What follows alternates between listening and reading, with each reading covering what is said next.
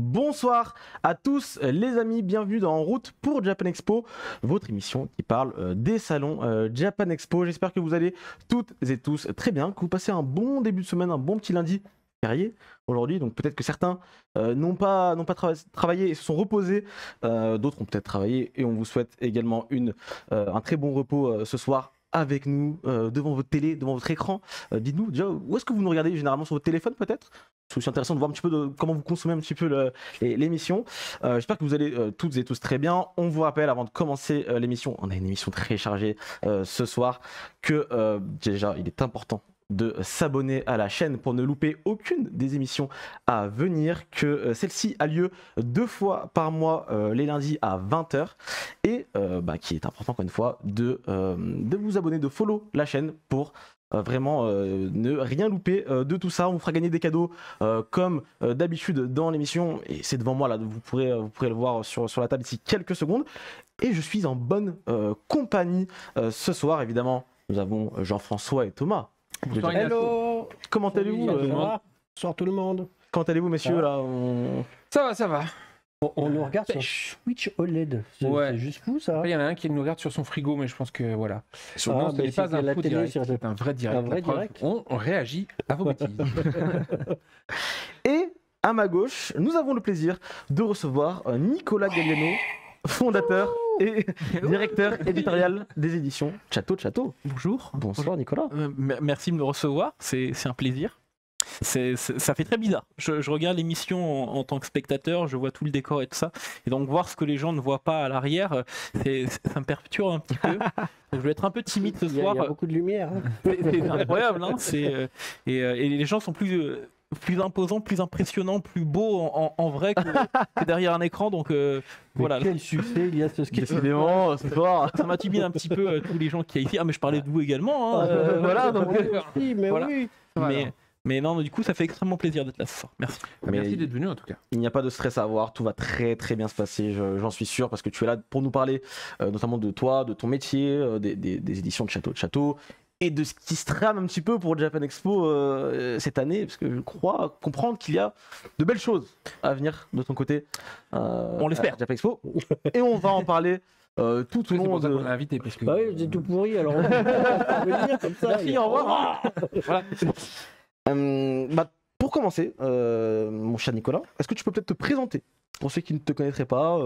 Qu'est-ce que tu as fait comme peut-être des études avant de devenir fondateur? Est-ce que tu as eu d'autres projets professionnels ou d'autres expériences professionnelles dans l'édition avant d'arriver sur Chatto Chatto? Alors c'est très spécial parce que là mon métier actuel c'est directeur éditorial, mais avant j'étais responsable marketing, donc j'ai travaillé pour des sociétés comme Energy à la radio, j'ai travaillé chez Webedia également qui gère des youtubeurs, et c'est vrai que moi dès la fin de mes études et après une année professionnelle, je me suis tout de suite dit il fallait que je me lance dans quelque chose, dans un projet qui me plaisait. Et du coup, en fait, au départ, j'écoutais un petit peu les dires de chacun et on me disait tous va vers la high-tech, c'est ça qui marche, fais des applications pour smartphone. On a fait ça pendant 1 an. J'ai vu à quel point c'était horrible et à quel point c'était stressant. Et du coup, va vers la high-tech et du coup, tu fais des livres. Et en fait, c'est ça. En fait, ce qui s'est passé, c'est qu'après 1 an, après 1 an, j'étais tranquillement assis au bord du burn-out et je me suis dit bon, il faut que je fasse vraiment quelque chose qui me plaît. Et du coup, avec le cofondateur, ce qui s'est passé, c'est qu'en l'espace de 1 quart d'heure, on s'est dit qu'est-ce qu'on a envie de vraiment faire, qu'est-ce qu'on a toujours rêvé de faire. Et depuis l'âge de mes 14 ans, je crois, j'ai toujours rêvé justement de travailler pour une maison d'édition de manga. Donc je me suis dit allons-y, on lance une maison d'édition de manga, on essaie de voir comment ça va se passer. On n'a pas forcément un background ou une expérience dans le milieu de l'édition, donc on a commencé vraiment de zéro, c'est-à-dire qu'on avait une pierre, voilà, un caillou, et à partir de ce caillou-là, il fallait vraiment construire quelque chose, construire une maison, et du coup ça a pris pas mal de temps, et aujourd'hui on vient de fêter nos 5 ans, et on organise des belles choses pour Japan Expo, à la fois pour remercier les personnes qui nous accueillent, et à la fois pour les lecteurs qui nous ont suivis depuis le début de l'aventure, aujourd'hui qui sont de plus en plus nombreux. T'avais envie d'être éditeur, mais il y en a plein des maisons d'édition. En fait, de là à créer sa propre maison, c'est encore en fait, une pour la démarche, petite anecdote, ça vient d'une frustration que j'ai eue à 14 ans. Parce que j'ai envoyé un dessin à l'époque tout moche à une nouvelle maison d'édition qui s'était lancée, qui s'appelait Kurokawa, et qui était à l'époque déjà dirigée par une personne qui s'appelait Grégoire Hello. Ouais. Et donc j'avais envoyé ce dessin très très moche avec juste une phrase, je veux être mangaka. J'ai jamais eu de réponse de leur part. Surprenant. Et du coup, à partir de ce moment-là, un ado de 14 ans, un peu énervé, se dit dans sa tête, bon, un jour, moi-même, j'aurai ma maison d'édition de manga et je lancerai mon propre manga. Aujourd'hui, j'ai la maison d'édition de manga, mais j'ai compris que je serais un très mauvais mangaka et que je suis bien meilleur pour trouver les talents que pour en être un. Et un peu grâce à. C'est grâce à Grégoire, et paradoxalement, voilà, je déjeune de temps en temps avec Grégoire Hello, on discute, mais à aucun moment je lui dis tu n'as pas répondu à mon message, tu m'as pas pris. Oui, ce soir, tu lui as dit. Il vit dans la culpabilité depuis. Ah bah, c'est sûr et certain. Donc voilà, mais vraiment, il faut savoir qu'au moment où on s'est lancé en 2018, ça faisait 10 ans qu'il n'y avait pas de maison d'édition de manga qui s'était lancée. Ça faisait 10 ans, et dans les 9 mois qui ont suivi notre arrivée, elles ont commencé à popper, les unes après les autres, et en 3 ans, d'un seul coup, on s'est retrouvé avec des dizaines de nouvelles maisons d'édition de manga qui sont arrivées, et c'était vraiment une malchance absolue, parce qu'on se dit, on se lance, on se dit, bon, on prend pas trop de risques, ça va faire 10 ans qu'il n'y en avait pas de nouvelles, on va être les petits nouveaux, il n'y aura pas de soucis. Et en fait, non. Voilà. Là, en 5 ans, il y a tout qui est arrivé. C'est un vrai raz-de-marée de nouveaux éditeurs. Mais l'avantage, c'est qu'en France et même dans le monde, le manga est tellement varié que chaque nouvel éditeur qui est arrivé avait sa propre ligne éditoriale, avait sa propre vision du manga. Ce qui fait qu'au final, on ne s'est pas marché forcément les uns sur les autres. Chacun a réussi à trouver un petit peu son chemin et à faire sa place. Et voilà, aujourd'hui, nous, on continue. On assume le fait d'être une petite maison d'édition, mais on est la petite maison d'édition qui monte, parce que voilà, aujourd'hui sur les 42 maisons d'édition de manga, dernièrement on nous a dit qu'on était dans le top 15, je crois, déjà. C'est pas mal. Donc on était dans le top 10 jusqu'à ce que Mangetsu arrive et nous dit gentiment merci, au revoir. Voilà. Mais voilà, en tant qu'indépendant, c'est vrai que ça fait extrêmement plaisir de voir qu'aujourd'hui on travaille avec tous les éditeurs japonais quasiment. Tu fais bien de le souligner, vous êtes indépendant. On est indépendant. Est-ce que tu peux expliquer peut-être très brièvement la différence entre un éditeur indépendant et un éditeur qui appartient à un gros groupe? Parce que peut-être la façon de travailler est différente. Tu partais vraiment de 0-0. Il n'y a pas un gros groupe qui a injecté de l'argent dès le départ. C'est-à-dire que quand nous on a lancé la maison d'édition, il faut savoir que depuis l'âge de 18 ans, je travaille à côté de mes études pour ça. C'est-à-dire que j'ai économisé. Mais tu as quel âge maintenant? Parce que j'en ai 33. D'accord. Donc en fait, déjà 15 ans. Ouais. Donc je mettais de l'argent de côté, j'avais pas de vie sociale, voilà, j'ai tout mis de côté dès le départ parce que j'avais vraiment un projet en tête et du coup en fait l'argent qu'on a injecté pour lancer la maison d'édition, c'est un argent que j'aurais pu utiliser pour m'acheter un appartement ou quelque chose. Mais non, comme un fou, j'ai décidé simplement de balancer cet argent et de lancer la maison d'édition. Et aujourd'hui, la différence principale qu'il y a avec effectivement un grand groupe, c'est déjà les moyens. Effectivement, on ne pourra pas mettre une affiche dans le métro pour promouvoir notre manga. Et la deuxième des choses, par contre, c'est que tout l'argent, en fait, c'est un circuit fermé. Tout l'argent qu'on gagne est réinjecté directement dans la société. En fait, on marche directement en circuit fermé, donc ce qui va nous permettre de grandir, c'est les ventes des mangas, c'est ce qu'on va mettre en place et tout. Mais on doit être extrêmement prudent, contrairement à certains de nos confrères, parce que chaque sortie représente quand même un certain enjeu, et il faut y aller vraiment pas à pas pour pouvoir construire la maison d'édition et l'implanter dans le paysage éditorial français de manière pérenne. Et donc pour le moment, c'est ce qu'on a fait, on y allait doucement. Et voilà, donc après, par contre, on a beaucoup plus de liberté créative par rapport effectivement à des maisons d'édition qui, elles, vont être dépendantes d'actionnaires ou de personnes au-dessus. Oui, puis au-delà des actionnaires, vous avez du coup moins de charges parce que vous êtes une plus petite structure. Exactement. Ce qui vous permet d'être content quand vous vendez un certain volume qui serait considéré comme un échec pour des grands groupes parce que... parlais de Kurokawa ou Pika ou Kana, etc. Quand ils vont vendre, je sais pas, 1000 ou 1500 d'un titre, c'est une catastrophe. Alors que pour certaines petites maisons d'édition, 1500 c'est déjà pas mal. C'est ça qui est drôle, c'est que certaines personnes ne savent pas forcément, mais en termes de vente, des fois, notre maison d'édition va vendre plus que des middle sellers chez des grands groupes. C'est ça. Mais ça, forcément, on va pas forcément le dire ou le crier sur tous les toits parce que déjà de une, on va se faire fusiller par tous nos confrères. Et la deuxième des choses, c'est que on doit être prudent parce que on va avoir peut-être un succès à un moment donné, mais effectivement la fois d'après, ça va être un flop. ce que nous on considère comme un flop ou ce que un grand groupe va considérer comme un flop. Mais c'est vrai que voilà, nos objectifs sont pas forcément les mêmes. Après, les enjeux ne sont pas forcément les mêmes. C'est-à-dire que nous, comme je l'ai dit, aujourd'hui, on travaille avec quasiment tous les éditeurs sauf la Shueisha, parce que la Shueisha nous a gentiment dit qu'il aimerait bien travailler avec nous, mais qu'on n'a pas forcément encore les moyens de pouvoir se positionner sur certains titres. Et il est vrai qu'on prendrait beaucoup plus de risques de notre côté à se mettre sur un titre comme par exemple Dan Dan Dan, qui est un titre que j'aime énormément et qui est sorti chez Crunchyroll récemment, mais on n'aurait pas forcément eu les moyens de pouvoir se positionner sur... La compétition financière était un petit peu oui, voilà, haute là. C'est ça. Et tu peux trouver peut-être des petites Shueisha plus discrets qui n'intéressent pas les grands éditeurs. Et ça sera à voir avec eux, mais voilà. Après, c'est en fonction de ce que nous, on a la possibilité de faire. Nous, on sort 4 nouveautés par an. En règle générale, je sais que nos confrères en sortent entre 2 et 6 en fonction des éditeurs. 4 nouveautés par mois par an. Par an. D'accord. Oui, par mois, c'est nouveau titre, pas voilà, nouvelle série. Volume. Voilà, Okay, pas nouveau volume, mais nouvelle série vraiment par an. Et ça, je sais qu'il y a de cela 2 ans, quand il y a certains groupes qui ont essayé de nous racheter, ils nous ont clairement indiqué que pour eux, 4 nouveautés par an, c'était justement trop. Ah, trop. D'accord. Voilà. Il fallait baisser. Donc je sais qu'en fonction des éditeurs, on peut avoir plus ou moins une liberté totale de choisir et de sélectionner. Sur des séries qui sont de combien de volumes en moyenne? Alors ça dépend. Je me suis rendu compte dernièrement qu'en fait, sans le vouloir, on faisait énormément de séries courtes qui font en règle générale moins de 10 volumes. Alors c'est peut-être parce que mes goûts personnels et mes choix en tant que directeur éditorial vont mener justement vers des titres qui font moins de 10 tomes. Je sais par exemple que pour certains mangas, j'avais hésité entre 2 séries et j'ai privilégié les séries courtes. Je sais par exemple que vous avez reçu il y a 2 semaines Nobi Nobi qui a sorti Orimiya. Ouais. Et c'était un titre sur lequel j'ai hésité pendant un moment. Et finalement, je me suis positionné sur un autre titre de Square Enix. Et j'ai laissé effectivement Orimiya disponible à ce moment-là, parce que j'ai considéré qu'il y avait peut-être un peu trop de volume pour moi, et que notre structure ne pourrait pas assumer de sortir autant de volume d'une même série tout de suite.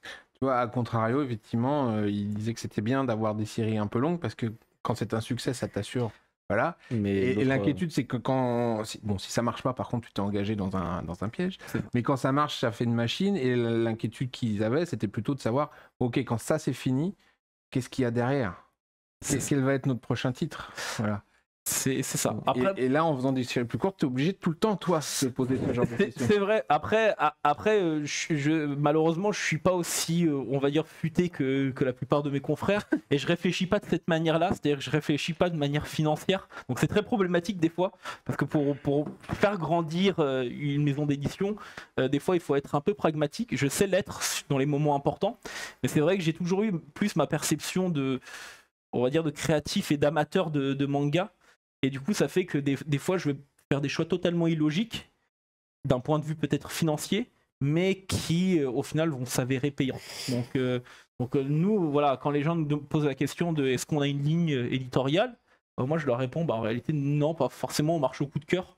Donc la problématique quand on marche au coup de cœur, c'est que des fois, il y aura des titres qui vont être très spéciaux. Par exemple, il y avait Quand la neige m'appelle, qu'on a présenté à Japan Expo il y a 3 ans, en 2019, donc il y a 4 ans maintenant. Il y a 4 fait voler quelques années. Voilà. C'était long. Voilà, c'était un titre qui était vraiment atypique parce que c'était fait à l'encre de Chine et malgré tout, ça avait plu à un public qui était extrêmement varié. Quand l'auteur Makoto Aizawa était venu à Japan Expo, on avait vu une queue très très longue dans laquelle on avait des personnes qui avaient 17-18 ans et les personnes les plus âgées qu'on a vues avaient 82 ans.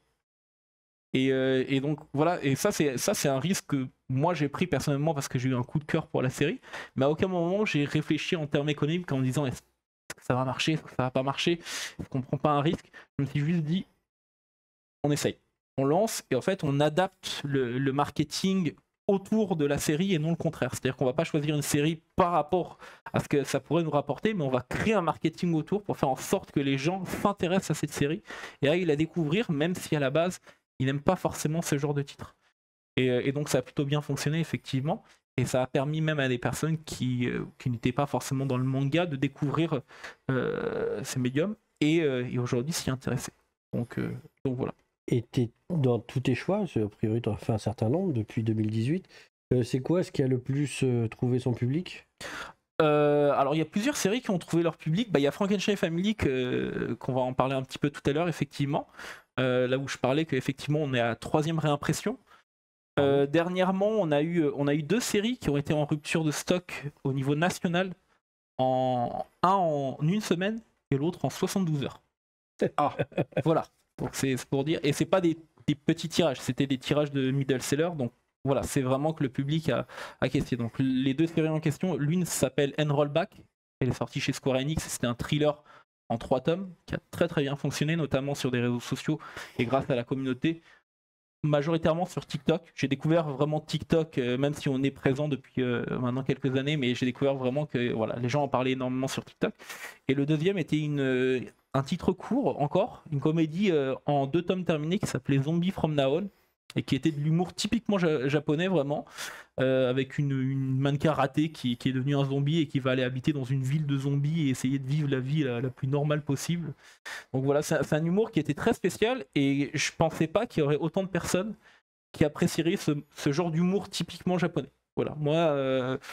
Et vous aviez pas vu venir ça, les commandes des libraires et tout ça? C'est surtout notre distributeur qui n'avait pas vu venir ça et qui m'a appelé un peu en urgence en me disant voilà. Donc 72 heures, c'est assez fou et voilà. Et ça a plu également à Shogakukan parce que c'était vraiment le premier titre c'était le premier titre Shogakukan qu'on publiait.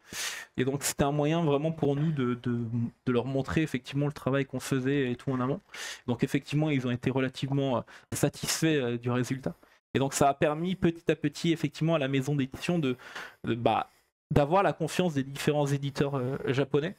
Ce qui fait que voilà, aujourd'hui on a de très bonnes relations avec pas mal d'éditeurs. Avec Square Enix, on a une relation de confiance qui est assez grande. Et ça fait que des fois ils vont, par exemple pour Rollback, il a suffi que je lise le premier chapitre pour que je sache que vraiment la série, je l'aimais, je la voulais.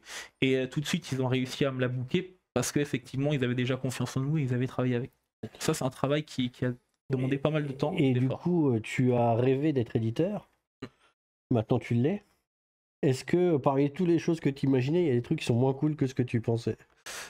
Moins cool que ce que je pensais, oui, peut-être. Il y a 2 choses. Des fois, les temps de validation qui peuvent être très longs et qui peuvent être très stressants, surtout quand on a une deadline qui est très courte. Mais ça va encore, ça s'est rétréci avec le temps. C'est-à-dire que j'ai l'impression que plus les éditeurs japonais nous font confiance, plus les temps deviennent courts. C'est passé de plusieurs mois à quelques semaines et maintenant ça peut être en quelques jours. Mais la chose qui est vraiment moins cool, c'est quand on relit, je crois, quasiment 36 fois un même manga avant de l'envoyer en impression. Et qu'il y a encore des fautes. Et qu'il y a encore des. Non, le pire, c'est après. C'est quand on a revu. Quand il y a 4 personnes qui ont relu. On reste réveillé jusqu'à 2h du matin pour le relire une dernière fois juste pour se rassurer et que 2 jours après la sortie on reçoit un message en DM sur Twitter d'une personne qui alors j'ai vu une petite bulle là et là à ce moment là on dort pas pendant 3 semaines, c'est ça, on dort pas pendant 3 semaines, on s'en veut, on se dit mais comment c'est possible, à quel moment on a laissé passer ça, donc ça c'est vraiment la partie la moins cool. Mais pour le reste c'est des choses qui arrivent, c'est vrai, effectivement. Et du coup à Japan Expo. Exactement, on enchaîne parce que on est bientôt, on est fin mai, début juin même de 2023. Japan Expo arrive à très grands pas. Est-ce que Chateau sera présent déjà sur un stand à Japan Expo? Alors oui, l'année dernière on m'avait posé la question, mais j'en ai profité pour une fois pour faire une petite pause et revenir à Japan Expo en tant que visiteur. Ça m'a fait un bien fou, très honnêtement. Vraiment, les gens ne s'imaginent pas à quel point c'est un événement qui est agréable, important. C'est vrai que on fait la queue des fois, il fait chaud, ça peut être un peu problématique, mais en fait quand on est dans l'événement, on en profite d'une manière comme on l'imagine pas. Et quand on est de l'autre côté de la barrière, c'est beaucoup plus éreintant, épuisant. Mais du coup cette année effectivement on revient. Non seulement on aura un stand effectivement, on pourra en parler vraiment dans 2 jours. Donc regardez les réseaux sociaux, mais on sera bien présent à Japan Expo. Et en plus de ça, on aura quelques petites surprises justement pour remercier l'événement et montrer qu'on est bien présent cette année. Et bien ce sera très très bien. On peut quand même donner l'emplacement. J'imagine, je l'ai noté là. C'est le A156. Voilà, on vous donne pas plus d'infos pour l'instant, mais Si vous trouvez le A156, normalement, on pourra trouver. Tu seras toi sur le stand, on pourra te retrouver peut-être. Alors j'essaierai d'y être parce que j'ai un leitmotiv. C'est que je suis un fan de convention depuis très très longtemps. Il faut savoir que ma première Japan Expo c'était en 2003, à l'époque où ils étaient encore au CNIL, à la Défense. La CNIL, c'est La CNIL, c'est pas On a toujours été à la CNIL. On était au CNIL. Mais du coup j'avais 13 ans je crois à ma première Japan Expo. Mais en fait j'essaie toujours d'être présent à titre personnel sur les stands en convention parce que ça me permet justement d'avoir un contact direct avec le lecteur, chose que je peux pas. Après Japan Expo c'est un peu spécial parce que là en plus cette année comme j'ai pas mal de réunions et tout ça, je vais courir un peu dans tous les sens, donc il y aura une personne qui sera présente sur le stand, mais peut-être qu'à un moment donné de la journée vous me verrez effectivement derrière en train moi-même de faire le vendeur parce que ça sera, ou alors je me cacherai derrière parce que comme il y a un mini frigo et qu'il y a des fruits à l'intérieur, je me cacherai en train de manger ou en train de dormir. Est-ce que tu crois vraiment qu'il faut dire ça? Bonjour. Alors, on a appris que. Il y a un assaut sur le stand de Château. Ils veulent que des fruits. Mais il n'y a pas que le stand où vous serez présent à Japan Expo. On pourra peut-être même te retrouver aussi, peut-être par là-bas, si on y fait un petit tour. Et c'est aussi le thème de l'émission de ce soir. Il me semble qu'il y a une exposition. Effectivement, on met en place, c'est la première fois pour nous et même pour moi, mettre en place une exposition, c'est quelque chose d'extrêmement compliqué. Mais je me suis dit que cette année, c'était la bonne occasion parce que on a l'une de nos mangaka qui est invitée à Japan Expo. Et du coup, c'était l'occasion pour nous de mettre en avant son travail. Et je me suis dit, ok. Banco, on y va, on va mettre ça, on va présenter son travail et on va surtout montrer comment d'un manga à succès qu'elle a fait au départ, elle en est arrivée à faire un one-shot extrêmement introspectif et personnel sur une phase de sa vie qu'elle a voulu raconter. Et du coup, à partir de là, voilà, cette thématique-là, on s'est dit, bah, c'est l'occasion de mettre en place une exposition. Comme ça, quand elle viendra, elle verra justement son travail et elle pourra en parler également plus tard lors d'une conférence. Très bien. Est-ce qu'on peut en parler plus en détail du coup un petit peu maintenant de ce qu'on le garde pour la fin un peu plus tard. On en garde un petit peu pour plus tard, mais en tout cas, l'emplacement d'exposition se trouvera au J214. Voilà, et ce qui est bien fait, c'est comme on parle d'expo. C'est ça. Donc là, ce soir, pour vous expliquer, on parlera un petit peu des expositions à Japan Expo de façon très globale. On fera le bilan comme d'habitude, les questions-réponses dans un second temps. Et à la fin, il y aura les annonces, dont l'annonce de la mangaka de Château qui sera présent sur le salon, ainsi que l'exposition qui suivra derrière. Je vous propose, messieurs, qu'on commence tout de suite avec le thème de l'émission. C'est parti, jingle.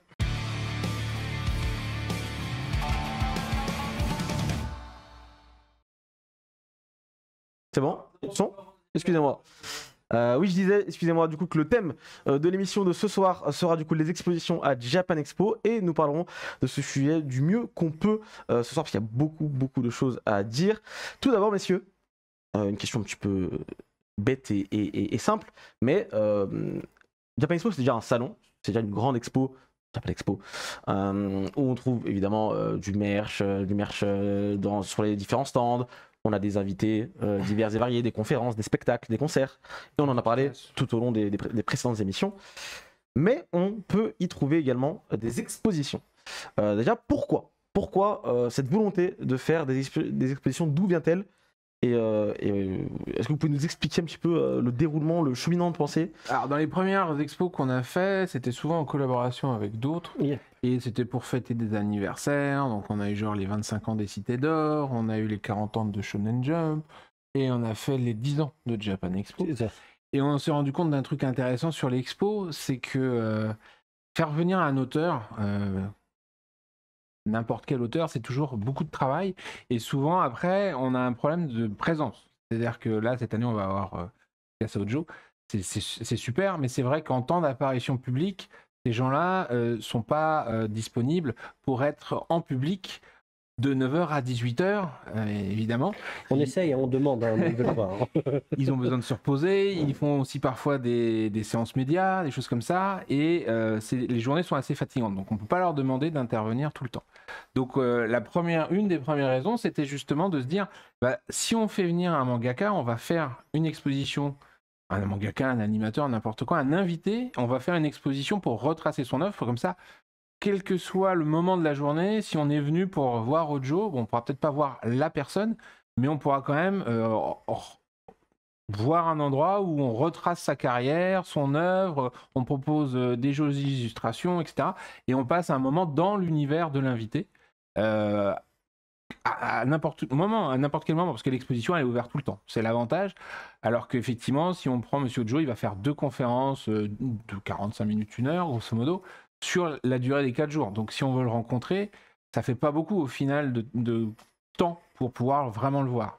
Et comme disait Thomas, on a beau essayer de pousser, c'est pas évident d'arriver à faire en sorte que ces gens-là soient plus disponibles pour le public. Ils font des conférences, ils font des dédicaces, parfois ils font même d'autres activités, parce qu'on parlait de Vicky Molanka la dernière fois, il va faire des cours de cuisine, il y en a d'autres qui font des cours de danse, enfin il y a vraiment de tout. Mais c'est vrai que du coup ils sont pas disponibles à tout moment. C'est-à-dire que si tu viens le samedi après-midi, il y a une possibilité que tu vois l'artiste que tu es venu voir, mais il y a aussi une possibilité qu'il ne soit pas disponible à ce moment-là en public.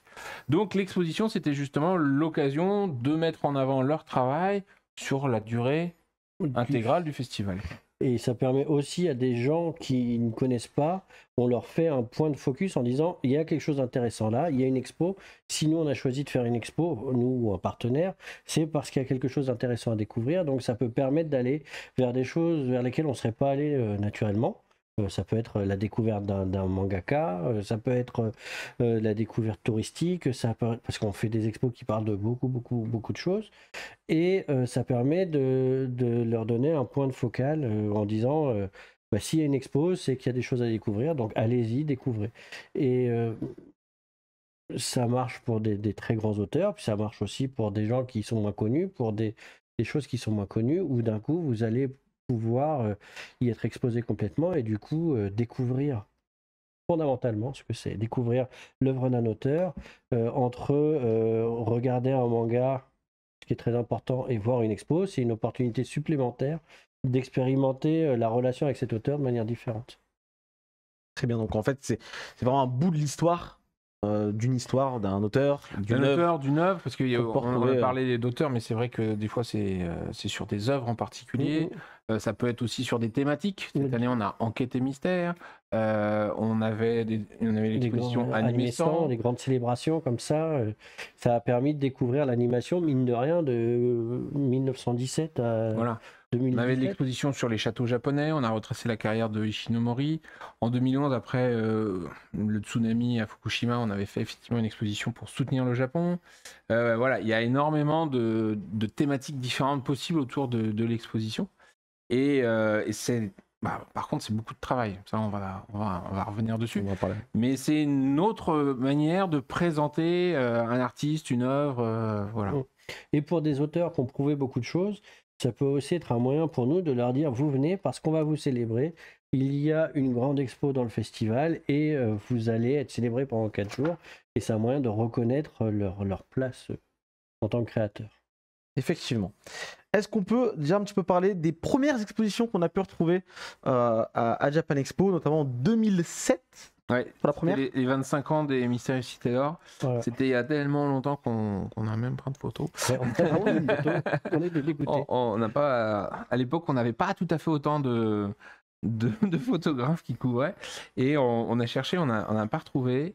On avait même dû en faire une sur genre les 20 ans des Cités d'Or en 2002, la première année au CNIT. Mais celle qu'on a vraiment retrouvée officiellement, c'est celle de 2007 pour les 25 ans. On a la trace de la conférence où on annonçait dans la conférence d'aller visiter l'exposition. Donc on sait qu'il y avait une exposition, mais on n'a pas trouvé les photos de l'expo. Et après, effectivement, en 2008, il y en a vraiment eu beaucoup là. C'était assez fou, c'était une accélération. En 2008, les 40 ans de Shonen Jump qui étaient célébrés. Alors là, on a carrément travaillé avec les gens de la Shueisha en direct pour ça. Et on confirme, les validations, tout ça, c'est... Voilà. Mais en 2008, on avait aussi Manga, l'art des personnages. Alors ça, c'est une exposition assez extraordinaire. À l'époque, on ne se rendait pas vraiment compte de ce que c'était. Mais en fait, on travaillait avec le comité de production de Koike Kazuo, qui est le monsieur derrière Crying Freeman, Lady Snowblood, Lone Wolf Fan Club, etc. Et en fait, comme c'est un grand nom, il connaît tous les mangaka. Et donc, dans le cadre de cette exposition qu'on avait coproduit avec lui, il n'avait pas ramené des reproductions, il avait ramené des planches originales mangaka genre Chiba Tetsuya, Osamu Tezuka. Il y avait un parterre de planches incroyables. Et effectivement, mis de manière assez brute comme ça. Et c'est quelque chose que sur le coup on s'est pas rendu compte.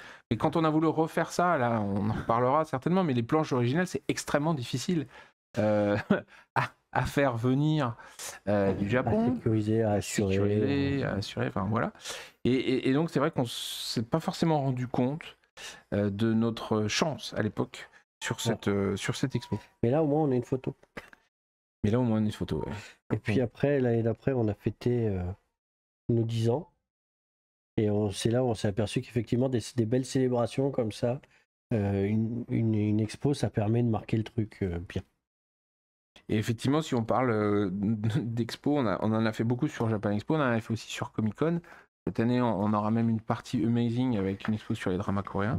Donc on a vraiment une grande variété de sujets à aborder. A priori, et sauf quelques omissions, on aurait fait depuis le début de Japan Expo 66 expositions différentes. Voilà. Nous, en direct ou avec des partenaires. Comme sur Japan Expo Paris. Parce que sur Japan Expo Paris, alors. Si on rajoute toutes les expos qu'on a pu faire à Bruxelles, à Orléans, à Marseille, etc., on était à plus de 100. C'est absolument monstrueux. Là, on parle des premières expositions à Japan Expo, mais il y en a eu plein qui ont suivi juste après. On peut faire un petit listing de quelques-unes, hein. Il y en a beaucoup, on va peut-être pas toutes les faire. Mais en 2010, par exemple, on a eu du Shotaro Ishinomori. Tout à fait.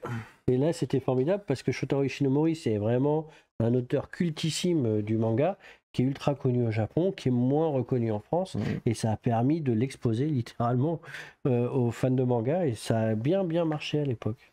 Oui, et puis alors maintenant c'est un petit peu plus populaire, mais à l'époque, je me rappelle, on avait tout un rayonnage de figurines de Kamen Rider, etc. Je voyais les gens passer devant en se demandant mais qu'est-ce que c'est que ce truc? Ah, un Power Rangers. Ah, non, pas tout à fait. Et maintenant, c'est vrai que le personnage est devenu un petit peu plus connu. Il y a eu des éditions du manga d'ailleurs. Et dernièrement, il y a un film. Il y a le Shin Kamen Rider par Hideaki Anno. Enfin, c'est un personnage qui a pris une autre dimension en peu de temps. Malheureusement, je dirais bien que les Japonais s'en sont rendus compte aussi, et donc c'est vrai que les facilités qu'on avait eues à faire l'exposition Ishinomori en 2010 n'existent plus de nos jours. Donc quand on a voulu relancer ça en disant c'est les 50 ans de Kamen Rider, allons-y. Là, il y a 12 millions de sociétés qui font partie du comité de production qui sont sortis des herbes hautes, et on a fait on va réfléchir. Voilà. Puis on a fait des aussi, c'était un moyen de marquer des moments quand c'était plus dur. En 2011, on parlait de Fukushima, mais en 2011, on a aussi fait, la même année, on rend hommage aux victimes de Fukushima et on rend hommage à Satoshi Kon qui nous a quittés cette année-là. Et c'est vrai que c'était une année un peu particulière en 2011, mais c'était indispensable pour nous de faire ce genre de choses.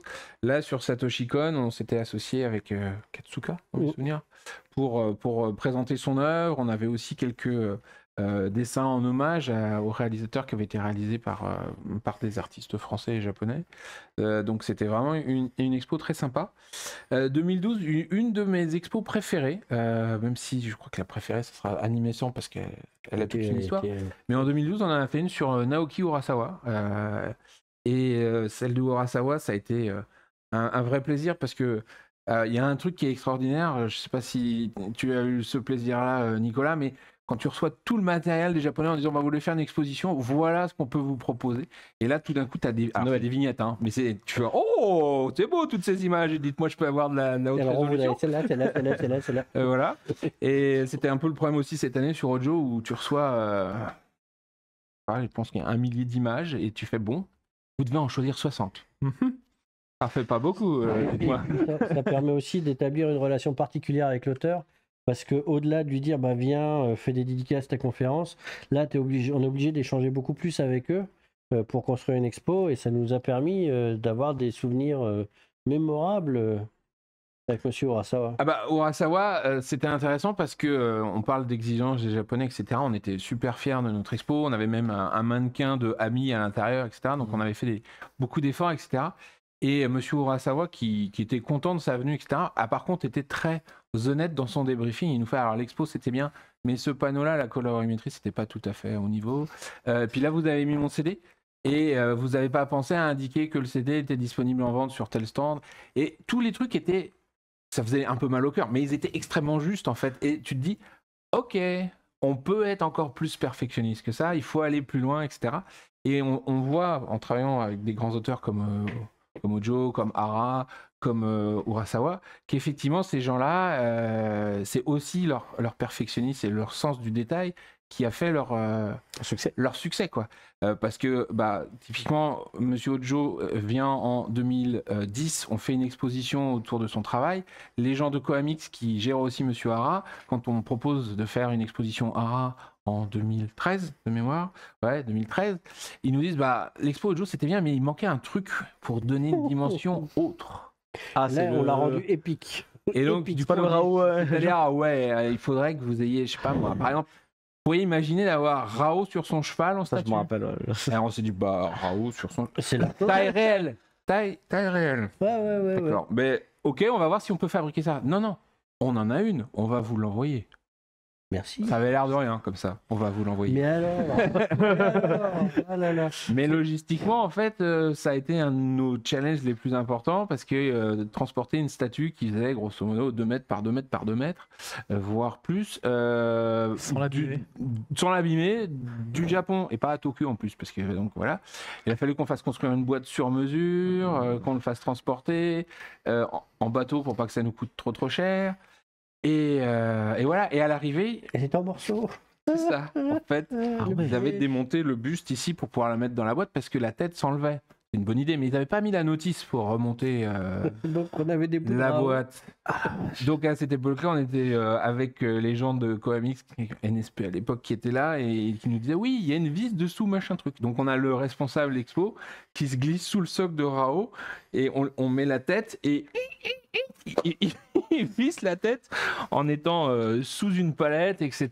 Le buste était tenu par un chariot élévateur, etc. Enfin, c'était toute une expédition. Et puis, voyager des mois là-dedans. Donc, il y avait plein de toiles d'arrêt. Enfin, c'était l'horreur, quoi.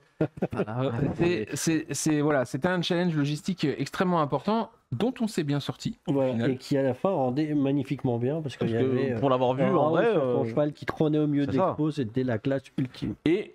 Par contre, petit bémol, parce que c'était quand même la déception ultime, c'est qu'on a réussi à faire venir le cheval, n'est-ce pas? Mais on n'a jamais réussi à se mettre d'accord avec KD pour qu'ils amènent Ken, qui était en France. Ah, d'accord. On aurait pu avoir Ken en face. Parce que, voilà, on s'était mis d'accord, et ils voulaient pas, ils avaient peur qu'on les squinte ou quoi que ce soit. Enfin, il y a eu tout un tas de choses, et in fine... On avait un énorme Rao, mais on n'a jamais eu Ken.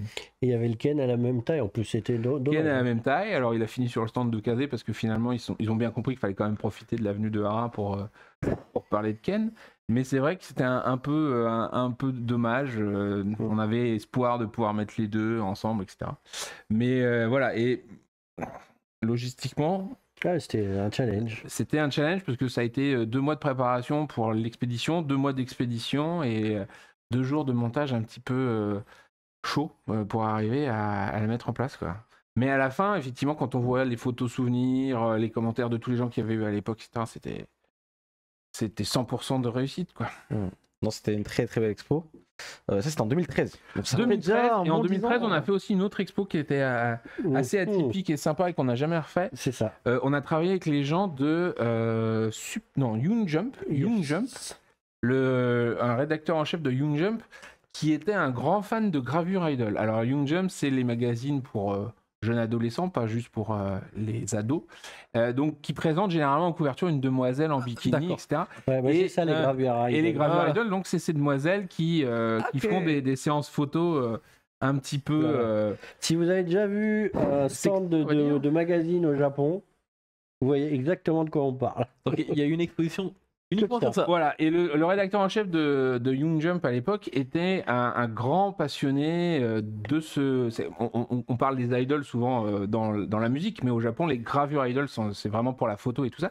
Et lui, il voulait rendre hommage à toutes ces filles qui faisaient le succès de son magazine. Et on a fait une exposition consacrée aux Gravure Idols, et il expliquait justement que c'est pas de la pornographie, c'est pas de l'érotisme, etc. C'est vraiment de la séduction pour jeunes, parce qu'elles sont toujours correctement habillées, alors parfois légèrement habillées, mais elles sont voilà. Et donc du coup, ce qu'il faut regarder, c'est l'histoire qui est racontée à travers les photos, c'est la qualité des photos, c'est pas juste la fille en bikini. Ouais, en fait, c'est un truc de dingue, mais sur chaque truc, il y a un genre de storytelling, quoi. Mais la question est, est-ce que cette année-là, il y a eu des Gravure Idols qui ont été Alors invités? cette année-là, on a eu une, tiens, j'ai oublié son nom, la demoiselle qui jouait dans Gantz, le live, donc j'ai oublié le nom, tiens. C'est pas grave. Et qui était là, effectivement, à la fois pour Gantz et les gravures, et qui était effectivement celle qui était sur le visuel principal au final. Et c'était très intéressant de voir qu'effectivement, pour elle, c'était comment mettre un pied dans le monde du showbiz, etc. Et, D'accord, donc c'était plus un accomplissement pour elle. Elle trouvait pas ça bizarre d'avoir sa photo en gigantesque. Non, parce que bon, c'est un passage obligé au Japon. C'est leur travail. Hein, donc, voilà, et dans l'idée que de toute façon, elles savent très bien, il y en a quelques-unes qui ont beaucoup de succès et que tu retrouves dans plusieurs magazines, mais tu peux pas vraiment faire carrière là-dedans, parce qu'arrivé à un certain moment, quand ça fait plusieurs années que tu es là, tu es remplacé par des plus jeunes, etc. Donc du coup, c'est vraiment une porte d'entrée pour elles. Et puis l'équipe qui travaille dessus était très émue hein, quand ils ont conçu les expos. J'imagine. C'est clair, c'est clair. Pour continuer, en 2016, il y avait les châteaux japonais. Les châteaux japonais, alors ça c'est un projet assez sympathique avec nos amis de Comsi Prod, qui avait lancé un documentaire là-dessus, et qui, pour le finir et pour le présenter, etc., avait un petit peu de mal, et notamment aussi financier. Donc on est devenu carrément producteur avec eux, et on a mis de l'argent pour qu'ils puissent finir le documentaire vidéo, et en contrepartie avoir une exposition qui présenterait tout ce qu'ils ont fait, parce qu'ils ont parcouru tout le Japon pour présenter les différents châteaux japonais, ce qu'ils représentent. Alors, il faut savoir qu'il y a beaucoup de châteaux, au final, au Japon, qui ne sont plus dans leur construction d'origine. Ils ont été retapés. Alors, faut pas oublier qu'ils ont été lourdement bombardés par les Américains. Donc, du coup, il y en a quelques-uns qui sont authentiques, et il y en a beaucoup qui ont été refaits, mais vraiment propres dans le style. Et c'était vraiment passionnant, parce que c'était encore autre chose. On parlait des Gravure Idols, qui est quelque chose de vraiment atypique. Les châteaux japonais, c'était pareil, quoi. Et puis ça répond à notre envie aussi, comme quand on a fait Kyoto un peu avant, de pouvoir présenter le vrai Japon d'une certaine manière, donc de dire aux gens, voilà à quoi ça ressemble, donc voilà Kyoto, voilà les châteaux japonais. À chaque fois que vous allez dans une ville, le premier truc qu'ils vous disent à l'office de tourisme, c'est là-bas, on a notre château. C'est vraiment très très important. Même la dernière fois qu'on est parti là, à Tokyo, on nous a encore présenté un truc, un animé sur les châteaux japonais, en nous demandant si ça pouvait fonctionner en France. Nous, c'est très important chez vous, mais chez nous. Un anime qui s'appelle Oshirobots, où les châteaux japonais se transforment en robots commandés par des enfants. Voilà. Ça doit être Mais parce que ça tout en 3D. Ça prouve à quel point les châteaux japonais là-bas sont hyper importants, et que ça peut générer chez les enfants des envies d'avoir des jouets et tout ça. Mais chez nous, c'est un peu plus compliqué.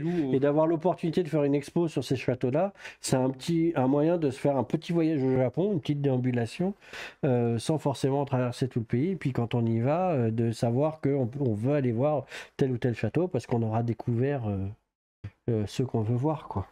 En 2007, tu l'as dit, c'était peut-être ton exposition préférée.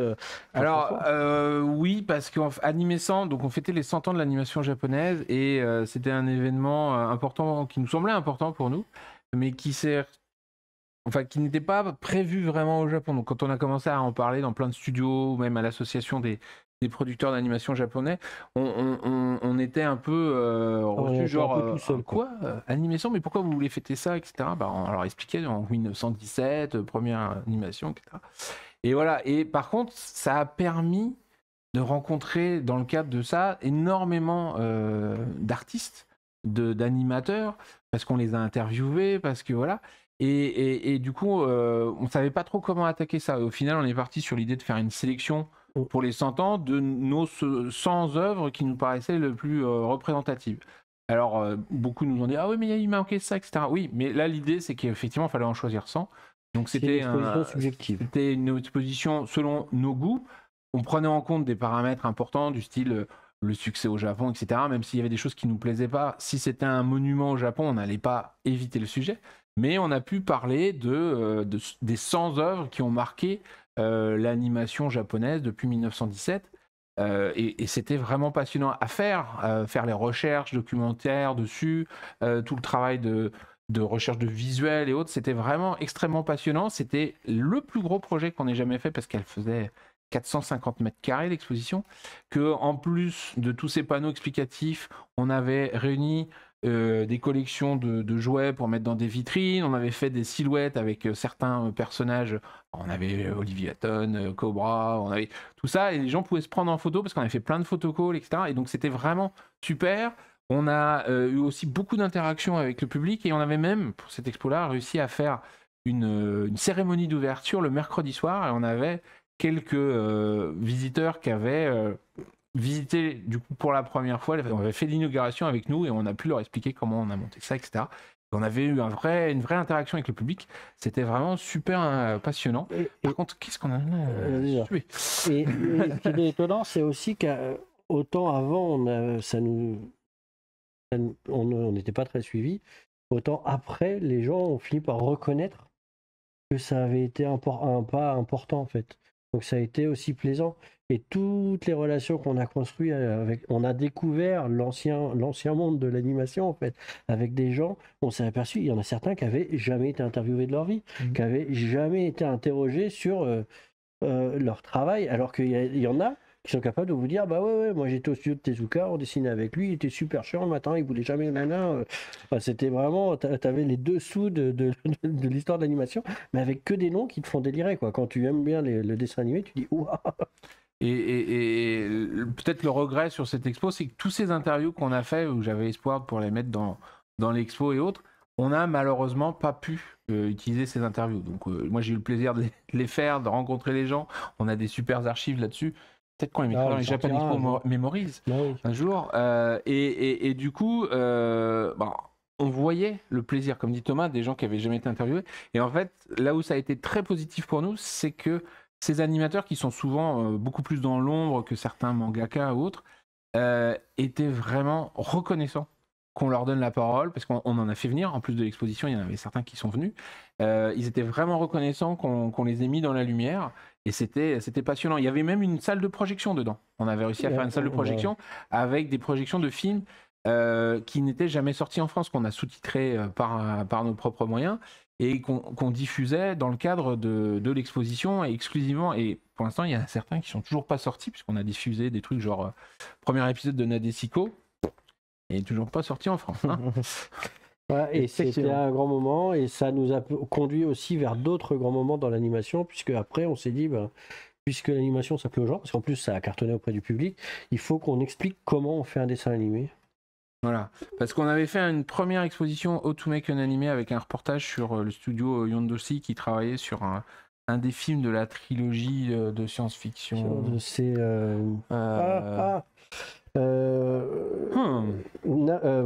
Yamato.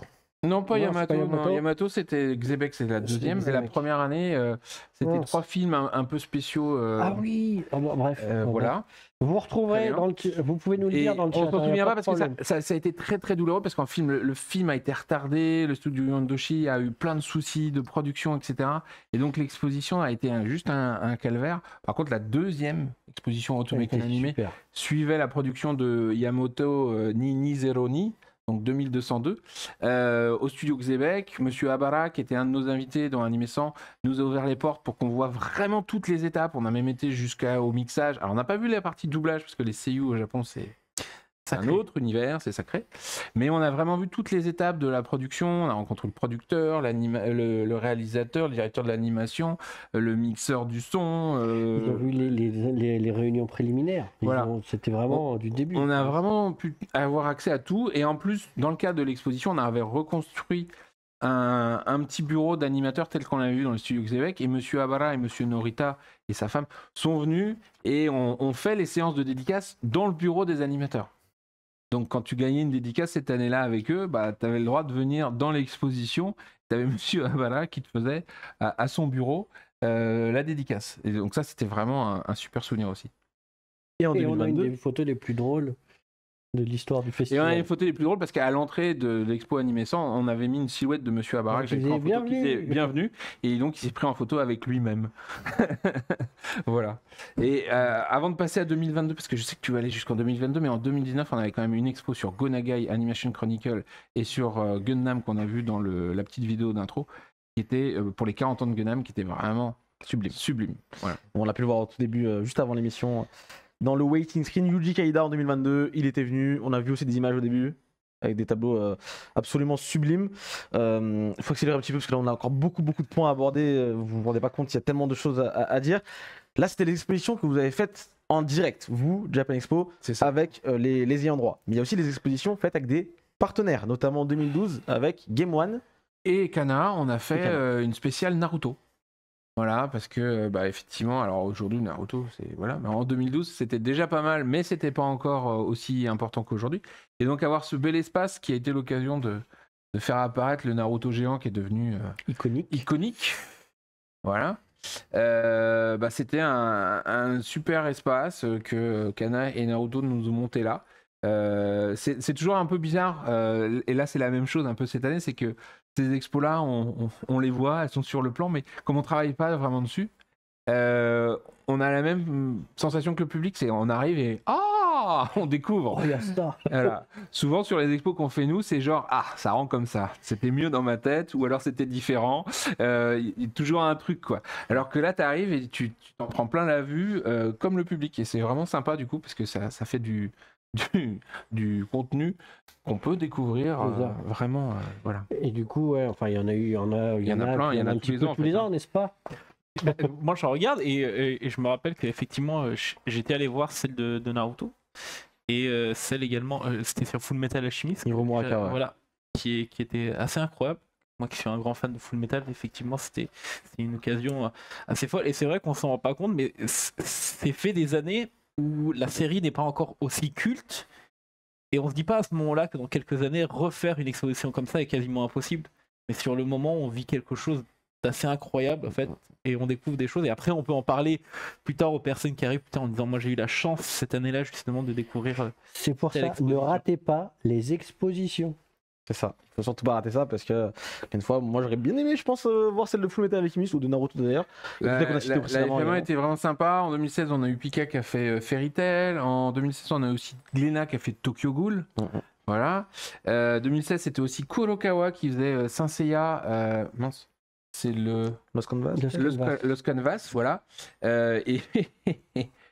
Oh, c'est pas beau le Fairy Tail comme ça. Merci la faute de frappe. C'est pas grave. Du coup, le Saint Seiya Lost Canvas, il faut quand même savoir qu'ils avaient imprimé ça sur des papiers, sur des. Là, tu parlais de panneaux PVC, c'est des panneaux en aluminium carrément. C'était magnifique. Mais il les a pas tous récupérés. Hein. Il y a des gens qui se sont servis à la fin du festival. Il y a des gens qui se sont servis. Là, j'ai une goutte de sueur froide qui est en train de. Il était un peu triste, mais il faut dire, les panneaux, les illustrations, c'est les illustrations de couverture qu'ils avaient imprimées sur des panneaux en aluminium. C'était vraiment juste à tomber. Et voilà, donc tous les ans, on en fait. Cette année, il y en aura. Notamment avec Chateau. Oui. Effectivement, cette année, nous on est heureux également de participer et de pouvoir organiser notre première, justement, notre première exposition autour du travail de l'une de nos mangaka qui est également invitée de Japan Expo. Donc c'est la mangaka Yanai, qui a sorti un manga qui s'appelle Frankenstein Family, et donc qui a eu, comme je l'ai dit tout à l'heure, son succès en France avec une troisième réimpression, et qui est sorti au Japon aux éditions Shinshosha. Vous pouvez également trouver l'animé, une version animée sur Crunchyroll. Après, la version animée est moins bien. Allez vers le manga plutôt. L'éditeur qui vous parle. L'éditeur qui le dit et tout. Mais après, c'est toujours intéressant parce que c'est un manga qui a eu très rapidement un succès, et qui très rapidement justement s'est vu adapté en animé. C'est rare pour des mangas qui sont aussi courts, parce que le manga fait 2 volumes terminés au Japon avec une fin ouverte. Mais en fait, paradoxalement, chez l'autrice, ça lui a mis énormément de pression, ce qui l'a amené dans un état vraiment de dépression. Et cet état-là, c'est assez rare.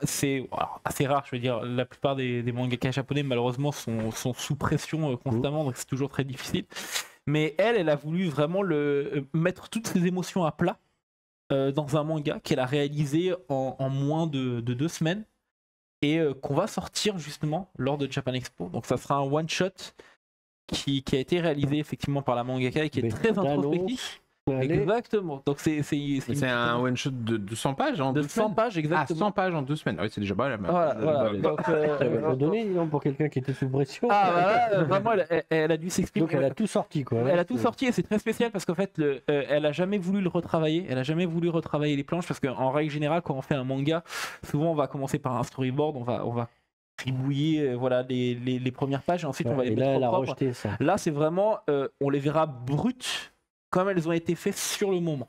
Donc nous, de notre côté, quand on a voulu vraiment sortir la version relie, on est dit est-ce qu'on retravaille les pages, est-ce qu'on les met au propre, est-ce qu'on fait les aplats. Elle a dit non, je veux vraiment vous montrer justement aux personnes ce que moi sur le moment j'ai ressenti et ce que j'ai mis en place. Donc le manga en question s'appelle Self et ce qu'il y a de particulier, c'est que effectivement, comme c'est un one shot qui fait que 100 pages, il ne sera pas vendu en librairie et magasin spécialisé. Il ne sera disponible que en numérique sur la plateforme Picoma, qui réalise avec nous l'exposition.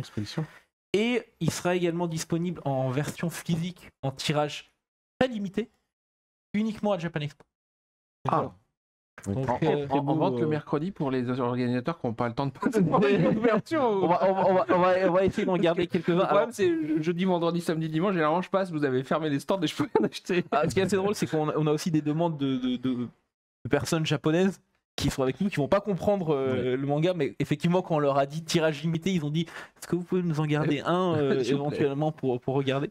Donc oui, voilà, c'était un moyen pour nous. Alors, il sera, pour les personnes qui peuvent pas venir à Japan Expo, il sera quand même disponible sur notre boutique en ligne pendant la même période. Mais c'est vrai que l'idée, c'était de faire ça. Et la deuxième des choses, c'est que tout l'argent qui va être récolté, donc tous les bénéfices qui vont être récoltés sur les ventes du manga, vont être donnés directement à la mangaka. En fait, c'est un moyen pour moi personnellement de la remercier vraiment à la fois de nous avoir confié Frankenstein Family qui avait été un coup de cœur lorsque je l'avais vu et en plus qui vient cette année et qui va faire l'effort parce qu'elle est extrêmement timide, elle aime pas trop les interviews et voilà, mais elle va faire effectivement l'effort cette année de venir à Japan Expo pour on va la guérir de cette timidité. Voilà. Donc voilà, donc l'exposition justement va se focaliser principalement sur ça, c'est comment on passe d'un manga qui très rapidement trouve son public comme Frankenstein Family, que ce soit au Japon, à Taïwan, parce qu'il est sorti également à Taïwan, et en France, et comment on passe de ça vers un manga totalement différent et introspectif qui va traiter vraiment de sujets extrêmement douloureux. Donc l'idée c'est vraiment ça, on va mettre en avant effectivement des planches de Frankenstein Family et également de Self, et on va essayer de mettre en avant cette passation et comment ça va être amené. On est en train de regarder avec Crunchyroll également si on peut mettre en place quelques petits épisodes de la version animée. Donc ça c'est encore sous validation et à regarder ce qu'il est possible de faire. Très, très bien. Ça s'appellera Yanai, l'exposition. C'est ça, artiste aux multiples facettes. Parce que voilà, c'est vraiment sa grande force, c'est sa capacité à avoir plusieurs facettes, comment elle peut à la fois exprimer des sujets comme l'écologie, comme la fraternité, comme l'intégration dans la société, et d'un seul coup passer à des sujets beaucoup plus durs et tristes comme la dépression, le déracinement, parce que il y a des choses qu'on ne sait pas, mais même si Yanai parle japonais et est édité au Japon, elle est d'origine hongkongaise. Et elle a vécu effectivement la situation géopolitique qu'il y a eu à Hong Kong et la fuite. Donc ça veut dire être déraciné et devoir s'adapter à un nouvel environnement. Alors même si elle était partie habiter au Japon pendant un moment, c'est toujours un déracinement lorsqu'on est obligé à un moment donné de quitter sa terre natale et de voir là où on habite changer. Donc il y a eu pas mal de ces choses-là qui sont abordées dans ces thématiques et dans le nouveau one-shot qui s'appelle Self. On pourra trouver en exemplaire ultra limité du coup à Japan Expo. Exactement. En gros, va falloir courir vite sur le stand de Château. C'est ça. Et jeudi matin. Il n'est pas en pré-vente avant, on peut pas le précommander. Non, il n'y a pas de pré-vente avant. Ça sera premier arrivé, premier servi. En sachant qu'en plus, elle va faire 2 séances de dédicaces seulement pour pas trop la fatiguer, la pauvre. Et du coup, voilà, il y aura un système normalement qu'on essaie de mettre en place avec Japan Expo pour que les personnes qui achètent le manga effectivement puissent avoir un ticket. Exactement, on va accès à la trouver une dédicace et tout ça. Voilà, en plus de. Super, oui, on va trouver. Et du coup, les gens qui peuvent voir cette conférence et tout. Ok, pas de problème. Voilà, donc ça c'est ce Vous avez un problème, j'ai une solution. Voilà. Bon. Mais surtout, il y a une chose qui est très bien aussi, c'est que voilà, pour Japan Expo, pour les dédicaces, effectivement, l'organisation a gentiment accepté de nous aider pour mettre en place ça. Et du coup, en moins de 24 heures, Yanai a réalisé une illustration originale. J'aurais bien aimé la montrer ce soir, mais je l'ai envoyée ce matin. Ouais, je pense qu'elle est arrivée un petit peu tard pour qu'on puisse c'est ça, c'est-à-dire que je lui ai envoyé le message, je crois que c'était samedi soir, la peau. Et le dimanche, quand je lui ai demandé s'il y avait la possibilité de faire un petit shikishi exclusif à Japan Expo pour les dédicaces, il m'a fait oui. Mais si tu veux, à la prochaine émission, on prendra un temps pour montrer. Voilà, on pourra regarder. Voilà. Voilà. Donc pour les personnes qui viendront, effectivement, ils auront cette magnifique illustration en couleur qu'elle a fait, qui mettra voilà, en avant les protagonistes de Frankenstein Family et également The Self sur le même chic. Voilà. Écoutez, ça fait envie. Franchement, ça fait super envie. J'ai hâte de découvrir cette expo et de peut-être choper un exemplaire, voire rencontrer l'auteur directement. Ce sera Japan Expo. Avec un petit selfie. Hop. Exactement. Donc, j'espère que vous serez présents, mais j'en doute pas pour ce genre de choses. Je vous propose peut-être qu'on garde comment on voulait parler de comment on crée des expos. Il y a plein de choses à dire. J'ai pas envie de bâcler le sujet forcément ce soir. On bâcle jamais les choses, mon cher ami. Justement, c'est pour ça qu'on va le garder pour une prochaine fois, je pense. Tu veux que je fasse une version courte c'est comme tu veux. Soit tu veux faire une version courte, soit on la garde pour la prochaine fois. Des expos, ça peut durer très longtemps. En fait, la préparation d'une exposition, comme Ojo, c'est minimum 1 an, voire plus. Le premier truc, c'est effectivement de décider du sujet, et après, il y a toute la recherche de matériel. Donc ça, c'est assez long. Il faut voir si on aura le droit de l'utiliser, dans quelles conditions on a le droit de l'utiliser. Donc c'est vraiment beaucoup de travail. Derrière, on réalise des maquettes graphiques pour montrer aux Japonais ou à la personne concernée à quoi ça va ressembler, le design, une fois qu'on va avoir intégré les différents visuels et les textes. Donc ça, c'est une première étape. Derrière, on va avoir toutes les validations de texte. Donc là, par exemple, sur l'exposition Osamu Tezuka Blackjack 50 ans, on vient ce matin de recevoir toutes les validations des textes japonais avec quelques corrections parce qu'il y avait des erreurs dans certaines dates qu'on avait pu mettre, etc. Donc là, il y a un gros travail de validation. Une fois qu'on a fait traduire et corriger les titres, on les intègre, on fait valider les panneaux et puis on fait valider tout le design, que ce soit des silhouettes, des bâches, etc. Donc ça, il y a un gros travail. Et puis cette année, on a aussi, par exemple, sur l'expo Ojo, on en a parlé, mais on veut reproduire le Café Cat Size. Donc là, il y a un gros travail de recherche d'un prestataire qui va être capable de nous construire le bar et tout le matériel qui va avec. Donc c'est déjà beaucoup de boulot, sachant qu'on a pour les textes souvent dû chercher un spécialiste à qui on confie ce travail-là pour nous pondre des textes de pointe. C'est-à-dire sur Ojo, on a fait appel à un journaliste qui s'appelle Johan Lenné, ou Johan, je ne sais plus si on dit Johan ou Johan Lenné. Sur Osamu Tezuka, on a fait appel à Xavier Hébert, qui sont des gens qui connaissent beaucoup ces auteurs-là et qui vont être capables de nous faire des choses très pointues pour que les gens qui visitent l'exposition à la fois puissent découvrir ou approfondir s'ils connaissent déjà l'auteur. Voilà. Et ensuite, une fois qu'on a fait tout ça, on concrétise, il faut sélectionner tous les visuels, il faut préparer la logistique, le montage des cloisons, etc. Phase dans laquelle est Nicolas et pas la phase la plus facile. Et tu nous as dit tout à l'heure, oui, c'est pas simple. Parce que la particularité de tout ça, c'est qu'il faut qu'on conçoive une exposition qu'on est capable de monter en peu de temps, parce que grosso modo, les expositions vont commencer à être construites dès le dimanche pour être prêtes le jeudi. Donc en fait, tu as dimanche, lundi, mardi, mercredi. 4 jours pour la monter. Et qu'on va démonter dans la nuit de dimanche, donc grosso modo 4 heures pour la démonter. Voilà, donc il y a un challenge logistique non négligeable. Et là, je crois qu'il vient de se dire merde, j'ai j'ai trouvé une astuce. En l'occurrence, il y a ce qu'on appelle des stands modulables. Il y a des personnes qui sont faits à partir effectivement barres d'aluminium qui sont extrêmement à la fois légers mais solides et elles peuvent se monter et se démonter très facilement. Donc l'avantage, effectivement, il y a une grande réflexion au départ qu'on a eu, même avec Picoma, sur comment on mettait en place ça. Voilà. Et là, effectivement, il y avait deux choses. La première, c'est qu'il ne faut pas oublier qu'on est indépendant, donc on ne peut pas avoir un budget extensible et du coup, forcément, le montage en partie, ça va être moi-même et d'autres personnes qui allont le faire. Et effectivement, à la fin de Japan Expo, tu peux demander une dérogation pour venir un peu plus tôt le matin.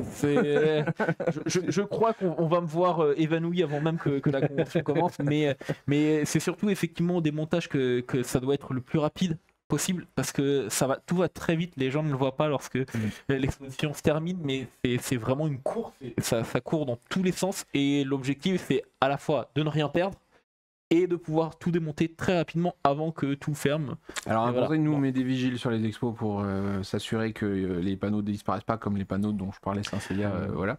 Ça a un coût, mais c'est une sécurité en fait. Faudra qu'on regarde ça. Voilà. Mais ça va très très vite. Et c'est aussi pour ça que comme on a des temps de montage et de démontage assez courts et que l'exposition ne dure que 4 jours, on peut pas se permettre de faire la même chose que sur des expositions qui auraient lieu pendant 1 ou 2 mois. Dans certaines salles parisiennes, des fois on nous compare en disant ah mais machin là-dessus, ou même des expositions qui ont lieu au Japon, souvent on nous dit pourquoi vous prenez pas telle expo pour la faire venir. Bah oui, mais quand les expos elles sont installées dans un lieu déjà construit et qu'elles ont sécurité avec une ou 2 semaines pour se monter, qu'elles vont durer 2 mois, forcément on peut se permettre de faire des choses plus pointues, plus abouties. Parce que c'est plus durable. Faut que vous comptiez Japan Expo comme de l'éphémère. Ça veut dire que on doit aller vite pour construire, on doit aller vite pour démonter. On doit aussi aller vite même dans l'usage de cette exposition dans le festival. Parce que si on vous fait quelque chose, vous allez passer 4 ou 5 heures dedans.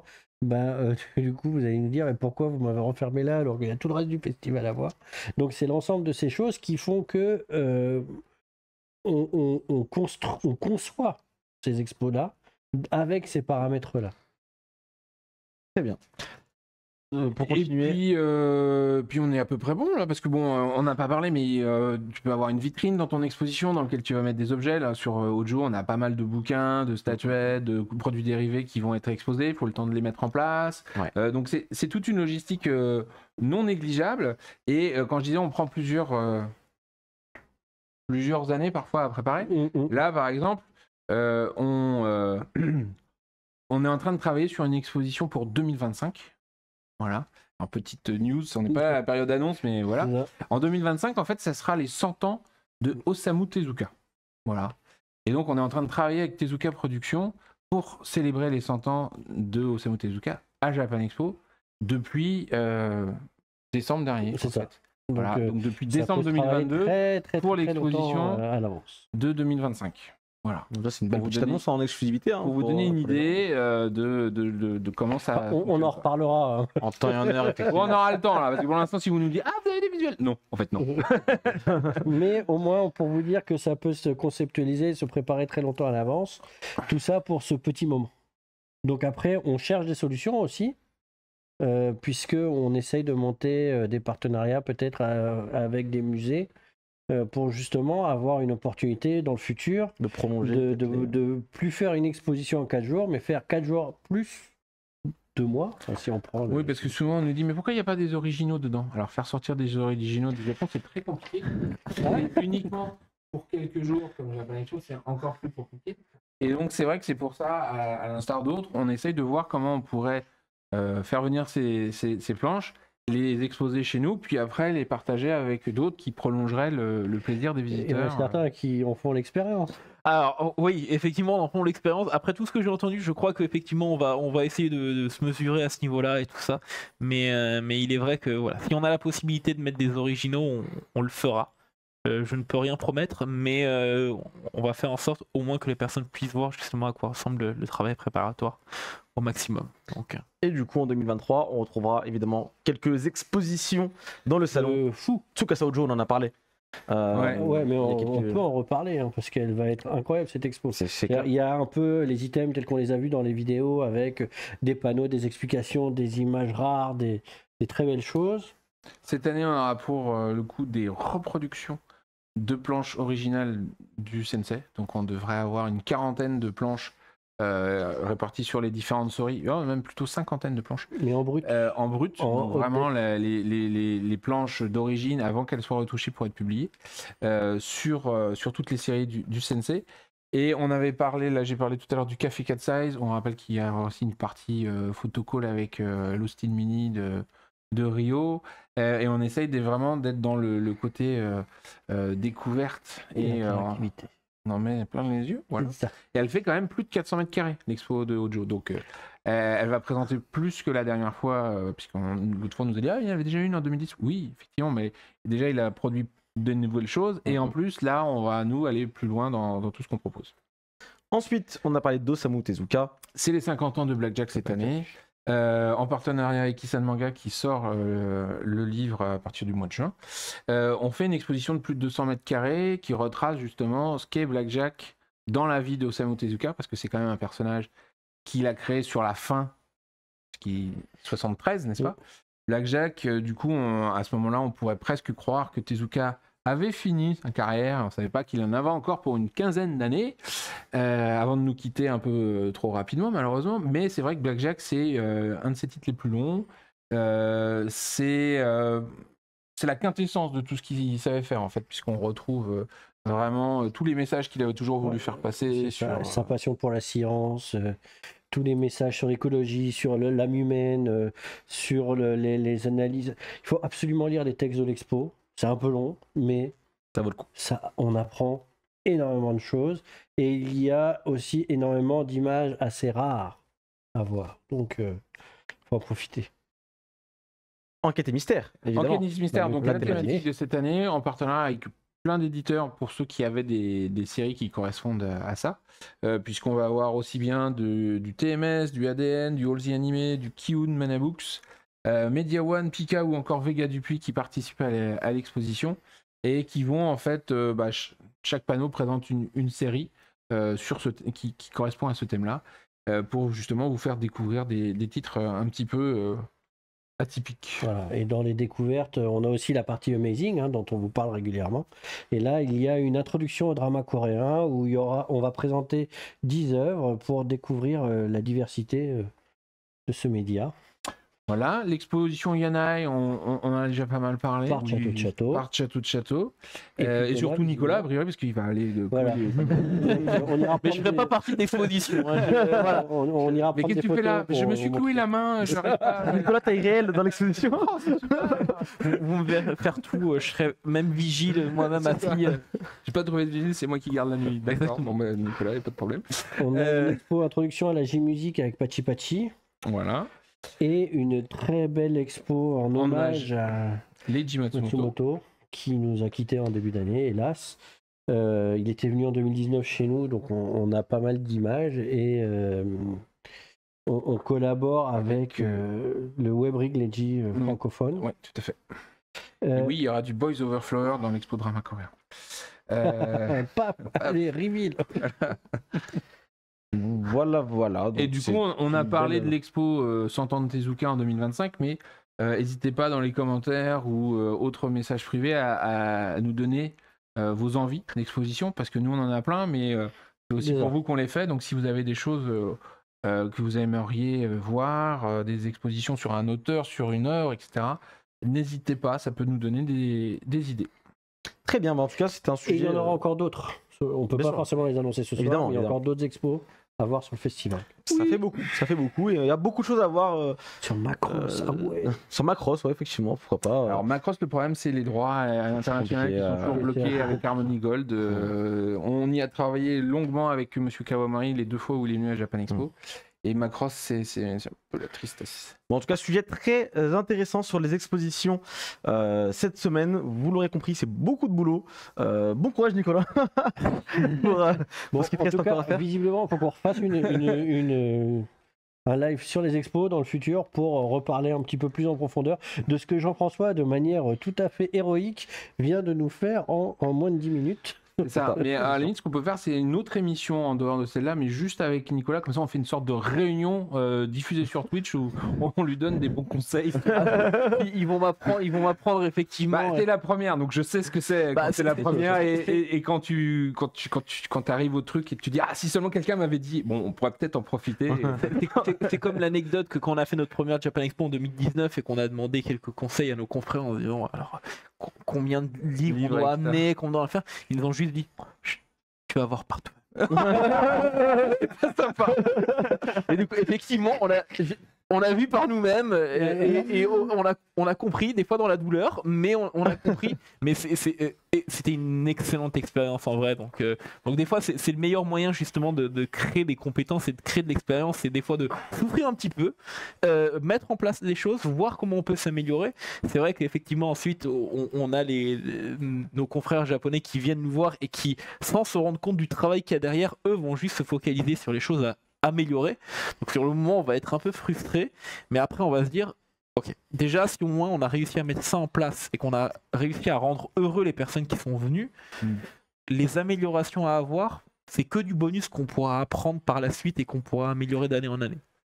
Toute expérience, bonne ou mauvaise, est bonne à prendre. C'est exactement ça. Il faut. Et dans les auteurs qui, voilà, je parlais de Urasawa, je peux te dire que effectivement là j'ai appris beaucoup. À tes dépens. Ah bon, oui, bien sûr. Japan Expo, c'est 4 jours. C'est super intense. C'est ce qu'on essaye c'est le message qu'on fait passer à peu près depuis le début de ces lives. C'est 4 jours, c'est super intense. C'est intense pour l'organisation, c'est intense pour les visiteurs, mais c'est aussi intense pour tous ceux qui participent et qui apportent leur énergie, leurs espoirs, leurs combats et qui font des expos, qui font venir des artistes, qui font des animations. Et il se passe plein de choses et tout est fait pour qu'il y ait un truc qui plante, un truc, une erreur, un oubli, quelque chose.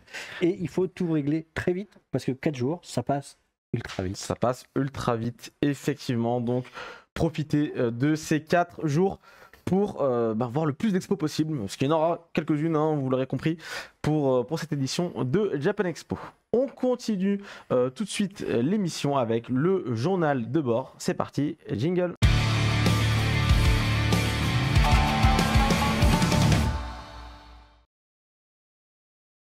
On attaque tout de suite le journal de bord, le bilan des 2 dernières semaines chez Japan Expo. Et on commence tout de suite avec du Go Nagai. Je le dis ici, que c'est pas qui le Go Nagai.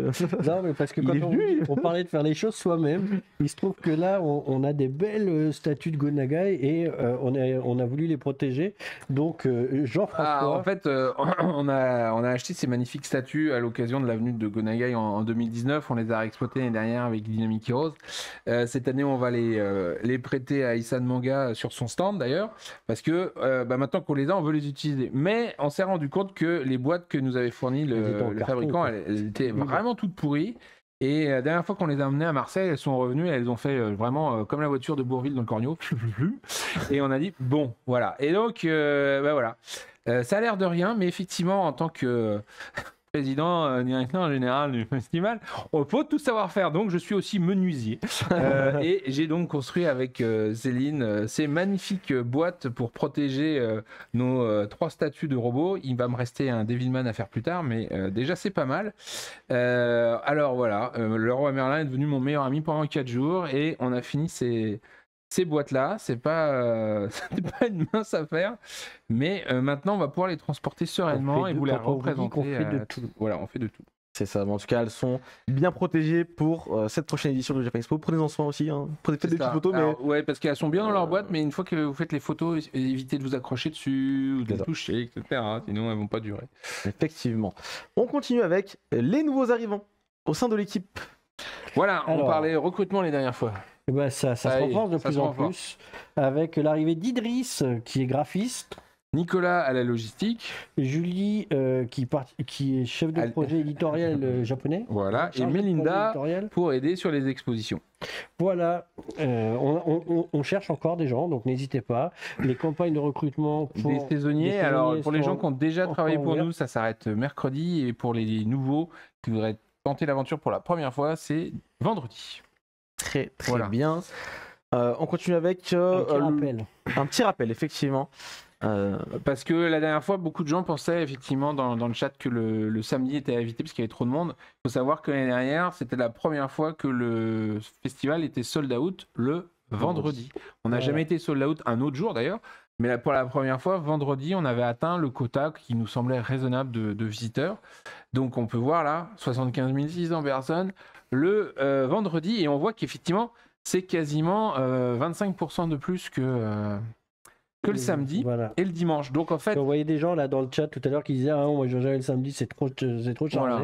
Et ben en fait le jour chargé maintenant, c'est et la tendance de l'année dernière se confirme cette année. Je pense notamment que c'est du fait qu'on est décalé d'une semaine nos dates.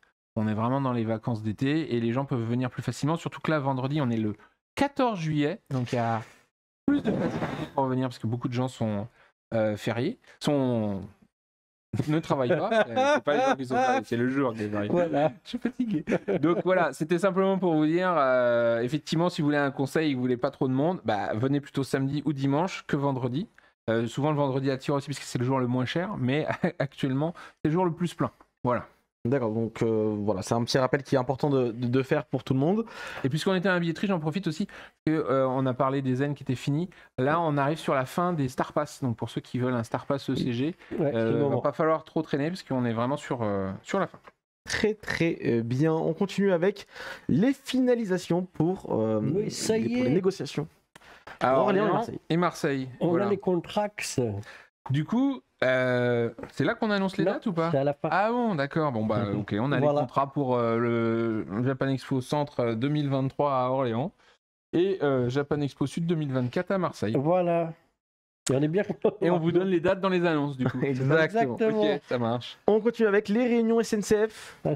C'était moins sympa. La réunion SNCF. Donc l'année dernière, il y avait eu tout un sujet sur le dispositif SNCF. Cette année, il sera à peu près équivalent à l'année dernière. Donc on aura toujours les mêmes consignes. C'est si vous pouvez anticiper votre départ pour que les départs soient étalés. C'est aussi pour ça qu'on ouvre jusqu'à 18h30, mine de rien. Donc, faut pas l'oublier ça. Ouais, faut pas oublier. Et du coup, effectivement, on va remettre certainement le même genre de dispositif avec le petit détour autour du Hall 8 pour faire une zone de rétention et ne pas bloquer la gare RER du parc des expositions.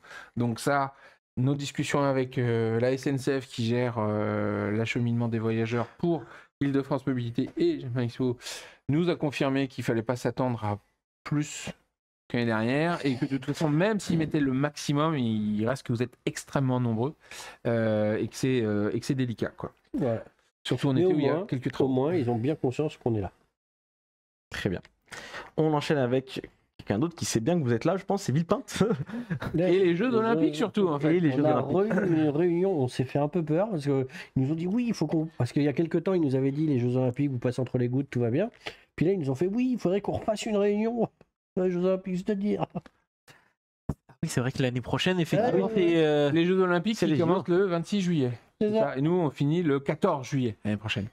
Donc, du coup, effectivement, la petite nouveauté, c'est que le Hall 8, dont on parlait là sur le détour, que certains appellent le détour du plaisir, c'est ça que j'ai cru lire, les Jeux Olympiques vont utiliser le Hall 8. Il y aura des épreuves préliminaires pour la boxe et des épreuves pentathlon, notamment l'escrime là-bas. Du coup, l'installation de ces épreuves qui auront lieu le 26 juillet va pas commencer le 24, mais le 11 mai. Voilà. Le 11 mai 2024, ce qui veut dire que l'année prochaine, on va pouvoir avoir lieu tranquillement, il n'y aura pas de soucis, on confirme ce qu'on a dit jusqu'à présent dans l'émission. Simplement, en termes d'arrivée, donc la façon dont on va vous gérer quand vous allez rentrer, les files d'attente, les files de circulation vont certainement être entièrement revues pour prendre en compte qu'il va y avoir un village olympique très proche de Japan Expo, à 8 mètres de Japan Expo très précisément. Peut-être on aura des athlètes qui voudront venir à Japan Expo. Pas encore là à ce moment-là. Ils seront vraiment, ce sera vraiment la phase de préparation. En fait. De la présence, c'est dommage. De la proximité. Les épreuves commencent le 26, donc les athlètes arriveront peut-être un petit peu avant, mais vraisemblablement pas pendant Japan Expo. Sauf s'il y a des fans de manga. S'il y a des athlètes fans de manga, on sera ravis de vous accueillir. Quand vous voulez. Quand vous voulez. Et on a une petite surprise pour vous, sympathique, parce qu'on a reçu... On a reçu les impressions des premiers ex-libris qui vont servir de support pour les... On s'est raté pour montrer le dessin de Yann. Pour les dédicaces. Donc notre invité d'honneur manga, oh là là, musique, Oui. Vicky Blanca. Voilà. Donc ça, c'est les photos que vous aurez qui sont, je le rappelle, données gratuitement pour les gens qui ont gagné. Et vous aurez le droit d'avoir une signature et votre nom dessus par Vicky Blanca. Là, on retrouve, nos amis. Hop là. Tiens, c'est bien, mais je sais plus qui c'est. Ah, on nous a fait un cadeau surprise. Voilà. UNPia. Serra Magui. Musée, hein. Ah, c'est Serra Amagui, voilà, c'est ça, cherchez le nom. Serra Amagui. UNPia. Musée. Hop là. En fait, on voit pas, faut que je mette là comme ça. Voilà. Musée. Hop, comme ça, musée. Et Mignon. Voilà. UNPia, je l'ai Voilà. montré tout à l'heure, mais là, je boucle en fait. Serra Amagui. Hop là. Voilà, donc Alors, là, c'est les premiers supports de dédicaces qu'on a reçus. Et puis, bon, à l'occasion, on vous en montrera d'autres au fur et à mesure des émissions. Notamment, on a quelques dessins à montrer de supports de dédicaces de mangaka qui devraient plaire à tout le monde aussi. Eh bien, on a hâte de découvrir tout ça. C'était du coup le journal de bord, hein, le petit bilan C'est pas de mal. tout ce qu'il fallait dire. Malheureusement, on s'excuse, il n'y aura pas de questions-réponses ce soir parce qu'on a vraiment débordé sur le sujet, mais c'était tellement intéressant qu'il fallait bien prendre du temps pour en parler. Mais pour s'excuser, on vous fait gagner des cadeaux. On vous fait gagner des cadeaux, notamment des CD de Wings of Artemis en 3 exemplaires. Donc c'est le même CD en 3 exemplaires qu'on a juste sur la table juste devant. Vous les voyez ici. Alors, c'est 3 CD, hein. C'est ça. Hop là. Chaque personne gagne un CD, c'est le même CD avec des couves alternatives C'est ça. C'est ça. qu'on enverra de manière aléatoire par contre, hein, on est désolé, mais... Oui. Je remets. Voilà, vous voyez mieux. Et pour participer au concours, il faut taper L au pluriel AILES dans le chat et on tirera au sort 3 personnes pour voir tout simplement qui a gagné ces 3 CD. Pendant ce temps, nous allons faire les annonces de la semaine. C'est parti, jingle.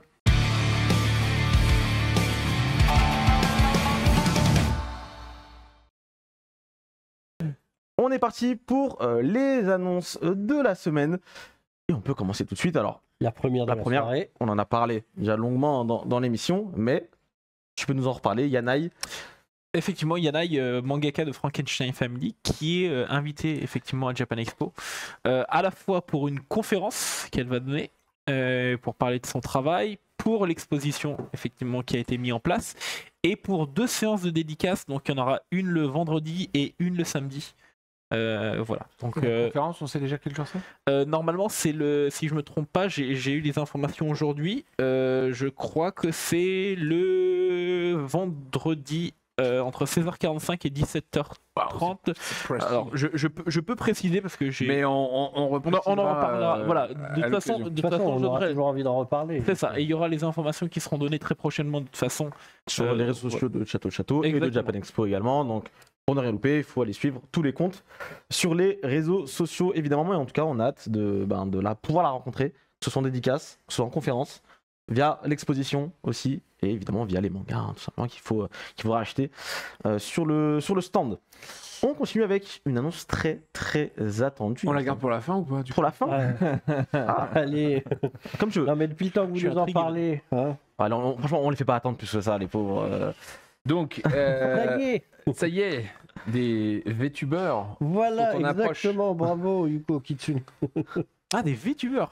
Des Ouais. VTubers. C'est une relation particulière que nous avons avec la communauté qui nous réclame très très très régulièrement. D'ailleurs, des VTubers. Château de Château est le premier éditeur de manga à avoir créé sa VTubeuse. On l'a annoncé il y a cela 2 mois.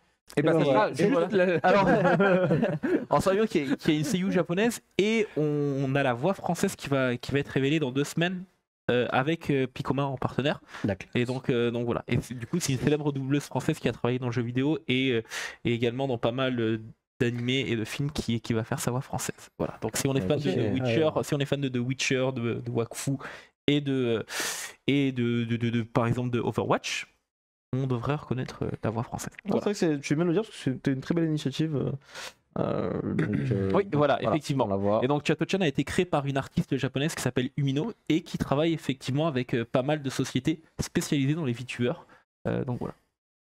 Et bien comme quoi, franchement, ça va être peut-être l'émission des VTubers finalement, Voilà. parce qu'on a, alors, du coup, on aura des invités. On nous parle de HoloLive, mais au Japon, on a plusieurs grandes maisons de VTubers. Cette année, on ne travaillera pas avec HoloLive, mais avec Niji Sanji. Voilà. Et on va avoir 2 conférences, en fait. Une avec des VTubers qui parlent anglais et une avec des VTubers qui parlent japonais. Voilà. Et ils sont 10 en tout. On en aura 5 et 5 logiquement, ou 6 et 4, je ne sais plus. Et voilà les noms de tous les artistes, enfin de tous les VTubers présents. Et ben ça fait du monde finalement. Vous vouliez des VTubers, vous en avez. Voilà. Ouais. Là, c'est vrai qu'avec Niji Sanji, on a trouvé vraiment un bon partenaire qui est super motivé, autant que nous pour leur venue. On était parti pour faire une conférence, enfin ou plutôt 2 conférences avec les 5 mêmes, et finalement ils ont dit si vous êtes capable d'avoir des gens qui traduisent le japonais en plus, parce que comme on était à l'international, ils s'étaient dit il faut qu'on prenne que des VTubers anglais. Et ben ils sont partis pour nous faire un énorme pack de plaisir, puisqu'on va avoir et des anglophones et des nipponophones. Voilà. Et on n'a pas encore leur jour de passage. Les jours de passage, là, vu qu'il y a beaucoup d'emplois du temps qui se croisent, on était parti pour des dates, et puis il y a 2 jours, on nous a dit ah oui, mais finalement lui, il est plus dispo, etc. Donc, on voulait vraiment les annoncer ce soir, les jours, mais on va attendre encore un petit peu que ça se précise, parce que si on vous dit c'est vendredi, samedi, et qu'en fait c'est samedi, dimanche, vous allez être très déçus et vous allez nous dire mais non, mais j'ai acheté mon billet et tout. Donc encore un tout petit peu de patience pour le jour, parce que effectivement les emplois du temps de tout le monde, il faut qu'ils arrivent à coïncider, et en plus il y en a certains, enfin il y a beaucoup de fuseaux horaires différents pour notamment les Anglais, parce qu'il y en a un peu partout dans le monde, et c'est plus compliqué que ça, donc ils pensaient avoir sécurisé, puis tout d'un coup il y en a un ou deux qui ont dit ah vous vouliez dire 13 juillet, ah j'avais pas compris. Oui, 13 juillet, c'est le 13 juillet, voilà. c'est sûr. Mais non, mais c'est un nouveau monde qu'on découvre, c'est assez intéressant. Ah bah de préférence un jour où je cours pas, comme ça je peux aller le voir. Voilà, ça peut être intéressant. Pas, donc ça sera vendredi. Voilà, parfait. Non, c'est pas vrai. Hein, non, sait pas encore.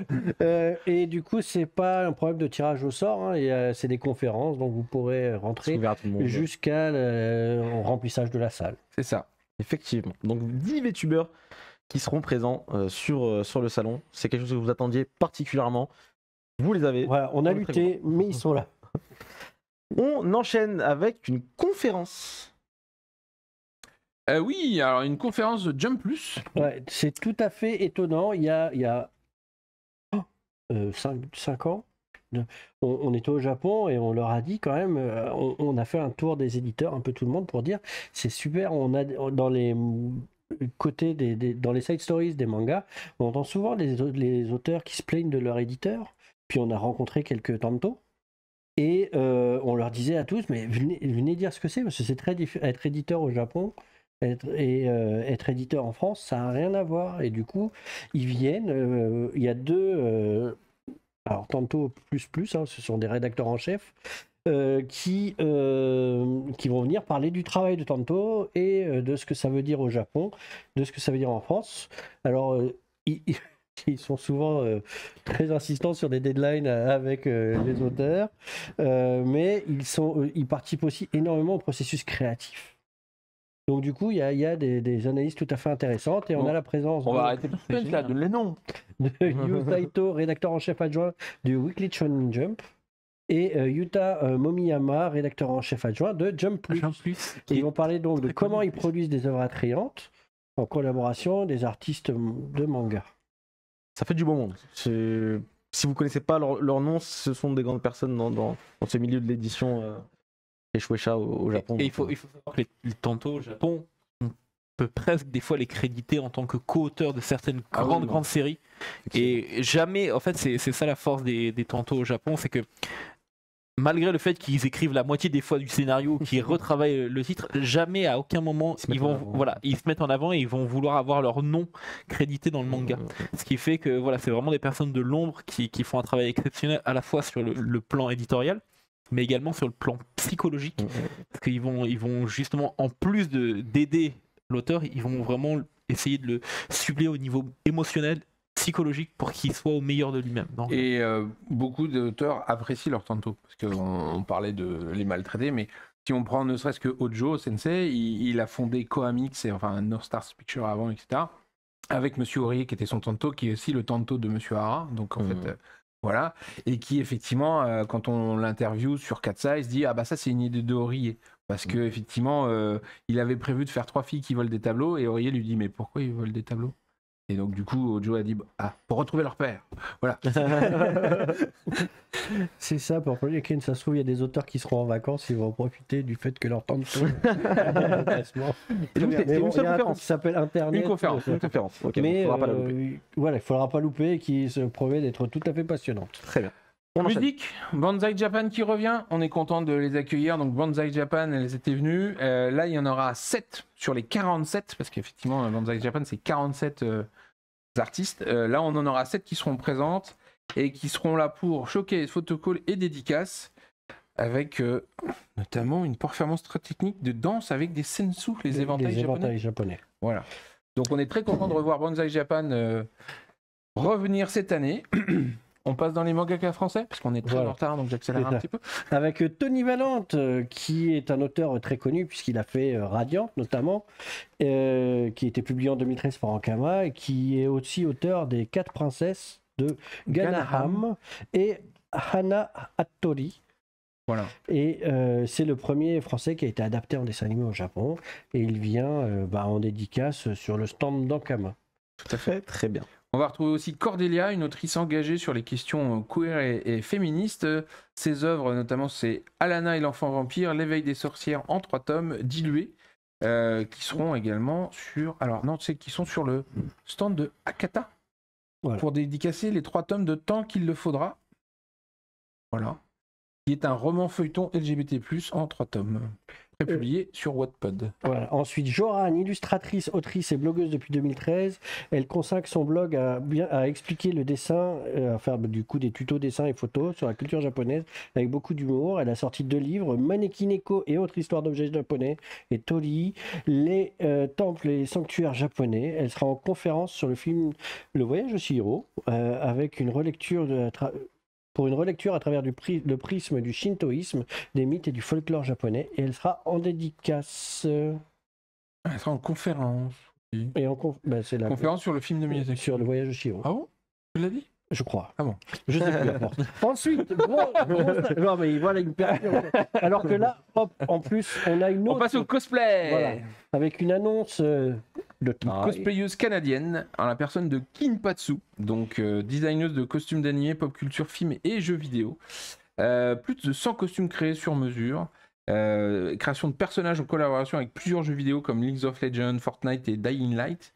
Elle fait aussi des tutos sur YouTube, elle donne des conseils cosplay et elle sera évidemment l'un des piliers du jury de l'ECG.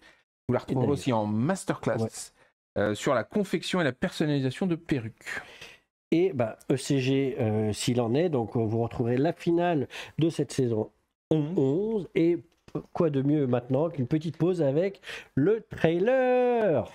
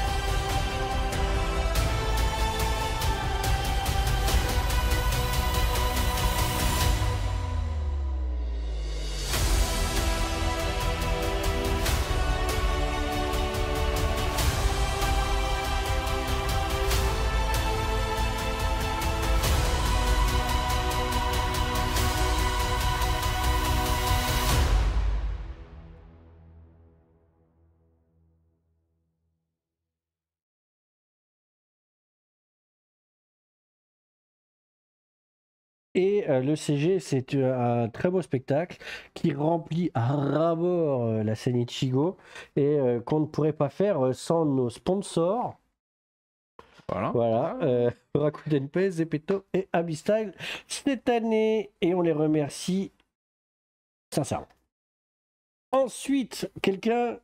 Alors, c'est un lien avec le cosplay, peut-être. Peut-être. C'est Ed le fou de cosplay, peut-être, je crois. Alors, il est dans le chat, il me corrigera. Dans le chat. Un spécialiste du cosplay canadien, je crois. Non, je rigole. Un youtubeur qui partage sa passion pour les mangas sur sa chaîne depuis bientôt 2 ans. Il est encore là, au moins? Il était pas loin il y a pas longtemps. Et c'était pour attirer son attention. Et qui va accueillir, pour le coup, dans le cadre de Japan Expo, différents autres artistes pour son émission Comme à la maison, pour pouvoir découvrir effectivement ses créateurs créatrices et échanger sur le milieu des mangas et de l'animé. Voilà, il fait un Comme à la maison, mais à Japan Expo. Voilà, Comme à la maison de Japan Expo. On pourra retrouver également Stéphane Ferrandez. En culture traditionnelle Voilà. japonaise, puisque c'est un performeur de rakugo, qui est une forme de jeu, puisqu'il raconte des contes. C'est un conteur, mais il est toujours assis en tailleur et il doit faire passer toutes les émotions en étant assis en tailleur et en ne s'aidant que d'un éventail. Donc c'est quelque chose de très traditionnel au Japon et il a fait sa spécialité de faire des contes en français. Parce que c'est très très beau le rakugo écoutant en japonais, mais à part si vous êtes vraiment pointu, c'est dur à suivre. Là en français, au moins, vous pourrez en profiter. Et c'est à noter quand même qu'il est le premier Français formé par les maîtres japonais de la parole à leur art, d'accord, et qu'il était lauréat en 2009 de la ville de Kujo-yama. La villa Kujo-yama, pardon. Voilà, et on est très content parce qu'il était déjà venu par le passé et il va revenir. Et le rakugo, c'est la vie. Voilà, et exact.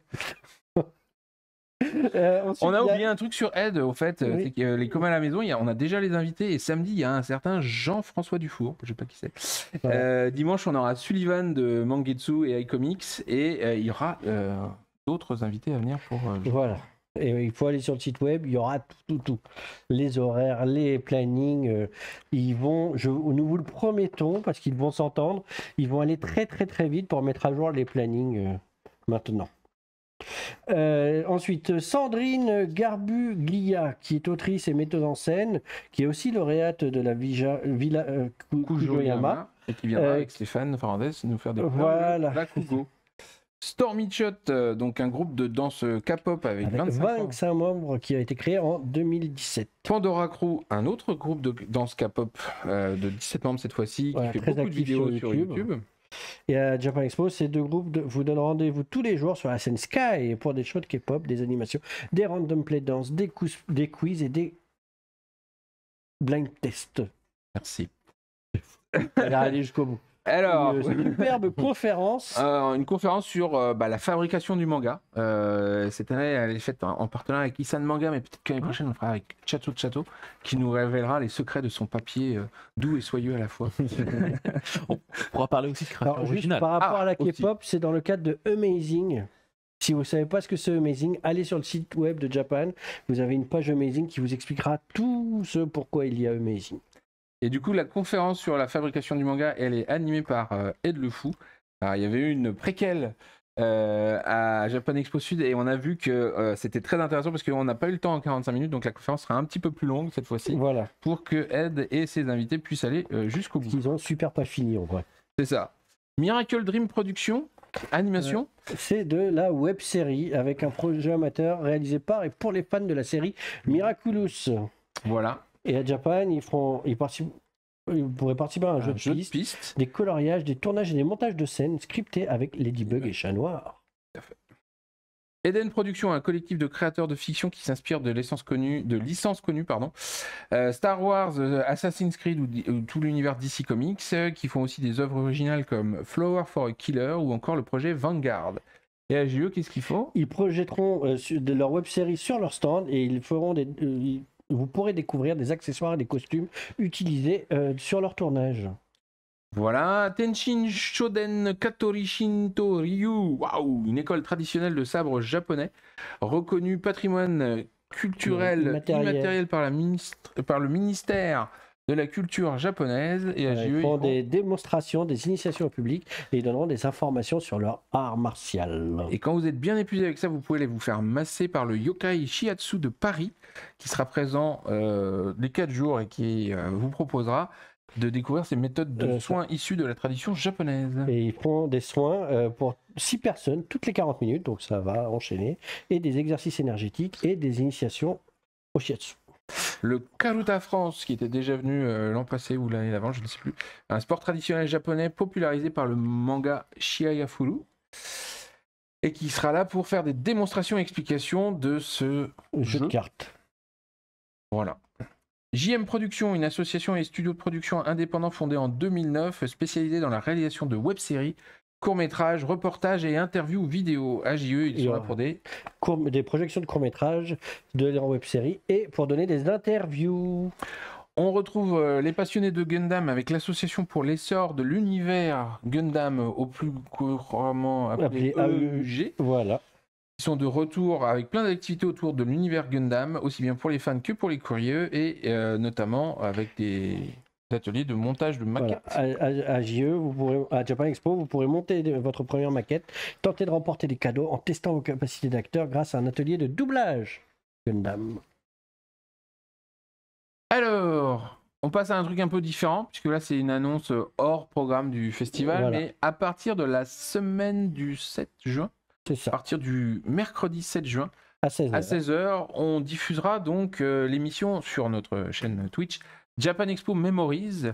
Donc c'est pas une émission animée avec des personnes comme nous pour répondre à vos questions, etc. C'est la rediffusion d'événements clés du festival, de conférences que certains d'entre vous auraient rêvé de voir mais n'ont pas pu voir, etc. On a plein d'archives. On a s'est dit plein d'archives en 23 ans. Alors, faut pas nous demander l'exposition Cité d'Or, je l'ai dit. Mais par contre, retrouver Hironobu Sakaguchi, l'un des créateurs de Final Fantasy, qui parle du futur et du passé du jeu vidéo, et ça sera possible. Ouais, alors c'est une conférence de 2014 qu'on vous rediffuse le mercredi 7 juin à 16h sur la chaîne. Sur la chaîne YouTube, vous avez plus de 1000 vidéos publiées comme ça. Mais on a voulu comme ça donner des petits moments où vous pouvez regarder et revenir sur ces moments clés. C'est sans présentateur, vous allez juste profiter du programme, donc venez nombreux, profitez-en et surtout, n'hésitez pas à nous faire des commentaires pour nous dire ce que vous en pensez. Là c'est une tentative, on est parti sur un format, mais on attend vos retours pour affiner.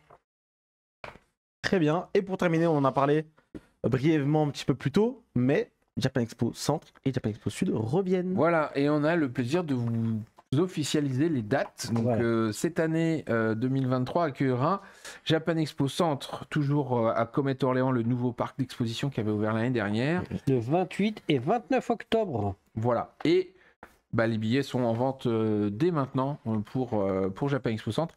Et là, on spoil un peu la deuxième annonce, mais soit, allons-y, Japan Expo Sud aura lieu du 8 au 10 mars 2024 au Parc Chano de Marseille. Quelle surprise! Voilà, et donc un retour au Parc Chano un petit peu plus tard, puisqu'on se cale sur les vacances de la zone B, et le dernier week-end des vacances de la zone B en 2024, c'est 9-10 mars, donc nous serons présents à Marseille du 8 au 10 mars. Pour Japan Expo Centre, il me semble que la billetterie est déjà ouverte. C'est ce qu'on a et même pour les zen en fait, parce que je n'avais pas précisé, mais effectivement, tous les billets sont en vente et il faut profiter en ce moment des tarifs réduits, puisque là, en ce moment, ce soir, vous pouvez acheter des places à 9 €, alors que si vous attendez le dernier moment, elles seront à 17 €. Donc vraiment une énorme remise. Effectivement. Donc voilà, c'était toutes les annonces un petit peu de cette semaine. Il y en a eu pas mal, comme d'habitude. Vous savez, à chaque fois on dit il n'y a pas beaucoup d'annonces et à la fin on se retrouve avec une pléthore d'annonces, mais en même temps c'est ça Japan Expo. C'est beaucoup d'invités, beaucoup d'expositions, beaucoup de choses à voir et à faire pendant les 4 jours du salon. Alors juste avant de terminer quand même, je n'oublie pas les résultats du concours pour Wing of Artemis, enfin les CD qu'on vous fait gagner. Les 3 personnes du coup, alors j'ai du mal à voir, c'est Karakura, Elodie86 et Squaliter 20. Voilà, vous êtes les 3 personnes qui ont gagné tout simplement ces CD là. Donc n'oubliez pas d'envoyer un petit message. D'ailleurs on m'a dit qu'il fallait bien contacter en message privé Japan Expo durant la semaine. Jusqu'à la semaine, vous avez une semaine globalement pour donner voilà, vos coordonnées à Japan Expo. Sinon, ça va être compliqué. Et pour vous bravo à envoyer. tous les trois, vous gagnerez chacun un des CD que vous avez vu. C'est ça. Donc voilà, donc, soir. toutes mes félicitations et profitez bien de ça pour les écouter tranquillement. Petit récap aussi, je crois qu'on a un petit récap là, on me dit là dans le conducteur. Un petit récap des annonces comme d'habitude. Beaucoup de annonces du soir, voilà. Des annonces du soir. Du coup, on a du VTuber qui sera présent, Bonsai Japan, des cosplayers qui seront là également, des auteurs français. Donc, encore une fois, des très belles annonces ce soir. Et mais il y a Yanaï. Oui, et il y en a qui se cache. effectivement. Pourquoi tu nous en as pas parlé alors? Parce qu'il aime bien rester discret. Voilà, on commence l'émission. Écoutez, on arrive sur la fin de l'émission. Merci beaucoup. Juste pour une seule annonce J-Musique, mais on a fait une émission spéciale musique Évidemment. la dernière fois. Juste la Il y dernière. avait plein d'annonces musique, donc allez la voir, comme ça vous En aurez- rediffusion sur YouTube, sur la chaîne de Exactement. Japan. Merci beaucoup Nicolas pour ta participation ce soir, c'était super intéressant, vraiment tout ce que tu nous as raconté ce soir, notamment sur ton boulot, sur Chacho Chacho, sur l'autrice, sur l'exposition Yanaï qui aura lieu à Japan Expo cette année. Ça t'a plu? T'as passé un bon moment avec nous? C'était un très bon moment. C'est toujours l'idée que quand j'étais plus jeune, j'étais visiteur de Japan Expo. Et c'est encore plus gratifiant et honorant aujourd'hui de pouvoir venir parler justement de ce qu'on met en place à Japan Expo, de l'autre côté de la Varia. Mais des fois, je vous dis, vous avez vraiment de la chance de pouvoir faire Japan Expo en tant que visiteur. Après, t'as pas vu peut-être dans le chat, mais il y a des gens qui font waouh, Nicolas, 30 ans, et il a déjà fait tout ça, il est balèze aussi. Hein, quand même. Oui, mais j'ai très peu dormi et il se peut que d'ici 4 ans, je sois 6 pieds sous terre. Mais voilà, ça c'est une autre question. Alors, on t'a signé quelques papiers avant. Merci à vous, messieurs, évidemment, pour cette super émission. On en a appris pas mal, notamment sur les expositions. C'était super intéressant. N'oubliez pas, encore une fois, si vous avez loupé le début de l'émission, elle sera disponible dans son intégralité sur la chaîne YouTube de Japan Expo. Lundi prochain. Et nous, on se retrouve évidemment lundi d'après, du coup, le 12 juin. Qui sera juste après la conférence de presse du 8, où on va faire beaucoup d'annonces parce qu'il y a un certain nombre d'éditeurs ou d'artistes japonais qui souhaitent attendre la conférence. Donc là, on a fait déjà une soirée avec beaucoup d'annonces. Mais l'émission du 12, ça sera... On reviendra sans doute sur pas mal de choses qu'on a dit. Et puis on fera tout ce qui n'a pas encore été annoncé. Merci à vous de nous avoir suivis ce soir. On vous souhaite à toutes et à tous une excellente soirée, une bonne nuit, une bonne semaine. Merci encore et à bientôt. Ciao, ciao. À très bientôt. Bye bye. Bonne soirée.